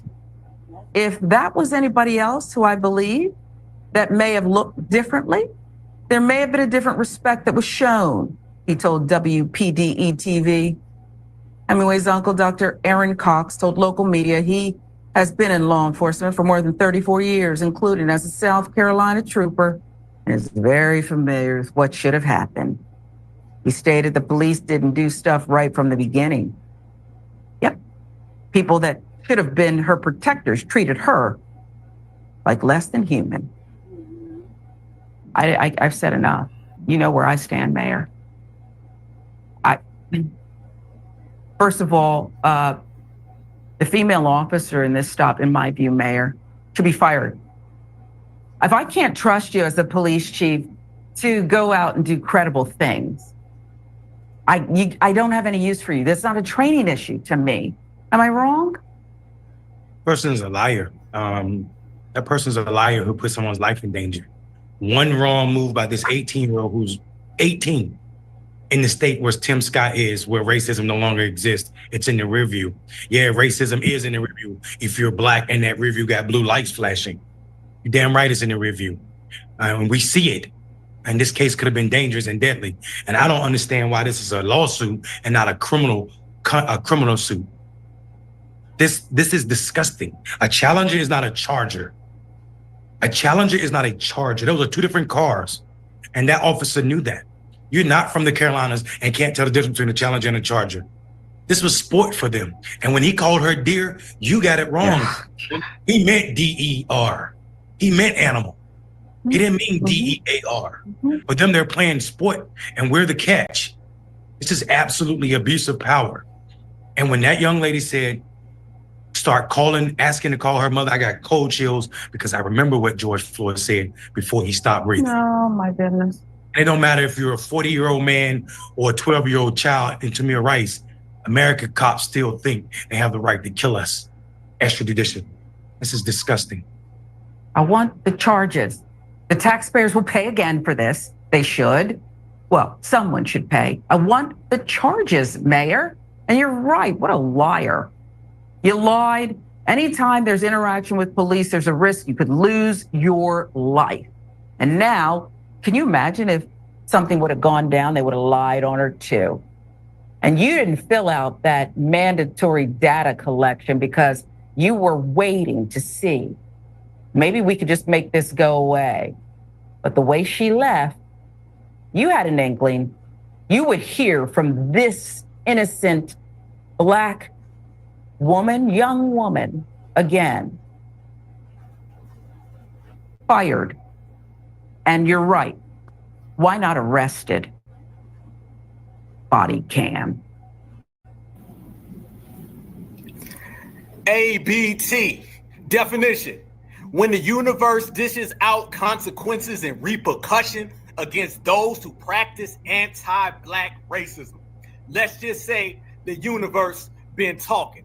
And you got to be careful with all that we gonna say the N-word. And you got to be careful with all that yo, yo, yo. Because all that yo, yo, yo might end up with your ass stretched out on the flow. FBA Friday, Black Alpha Network, certified.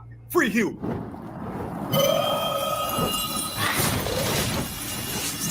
Black Alpha Network.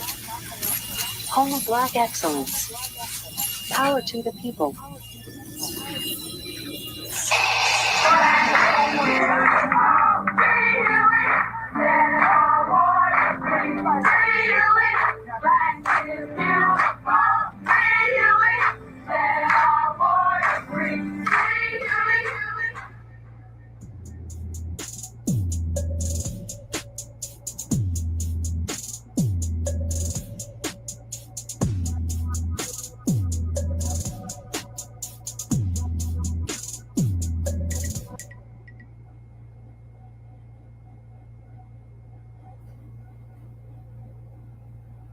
We went from the Alabama brawl to the Mississippi beatdown. I be damned if foundational Black Americans ain't out here stacking up and racking up victories, and the other side racking up losses. This is our time certified season. And we so damn certified that I need you to put your area code in the chat so I know where you at, so we can regulate and let them know that we run this whole damn map. That part, the easy part. Black Alpha Network is in the building. All my certified brothers and sisters are in the building, and you can tell by the energy in the air that we ain't playing. Find out tomorrow. Let's talk about the Mississippi breakdown. When anti-Black goes wrong. I'm glad the little girl is doing it. Yes. I'm glad. That just also shows the young people really sweet. Then I gotta keep mistreated.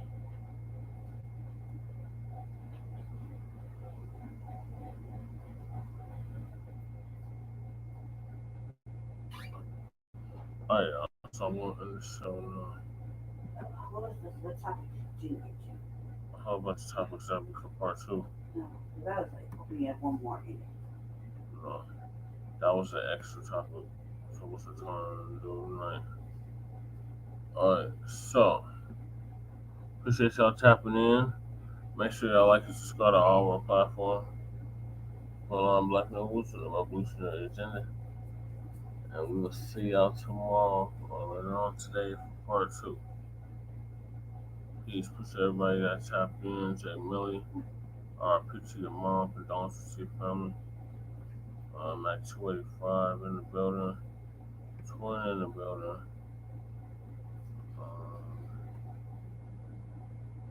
Hardy in the building.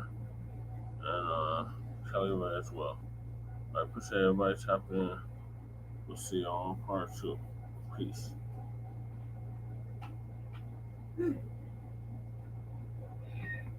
Huh.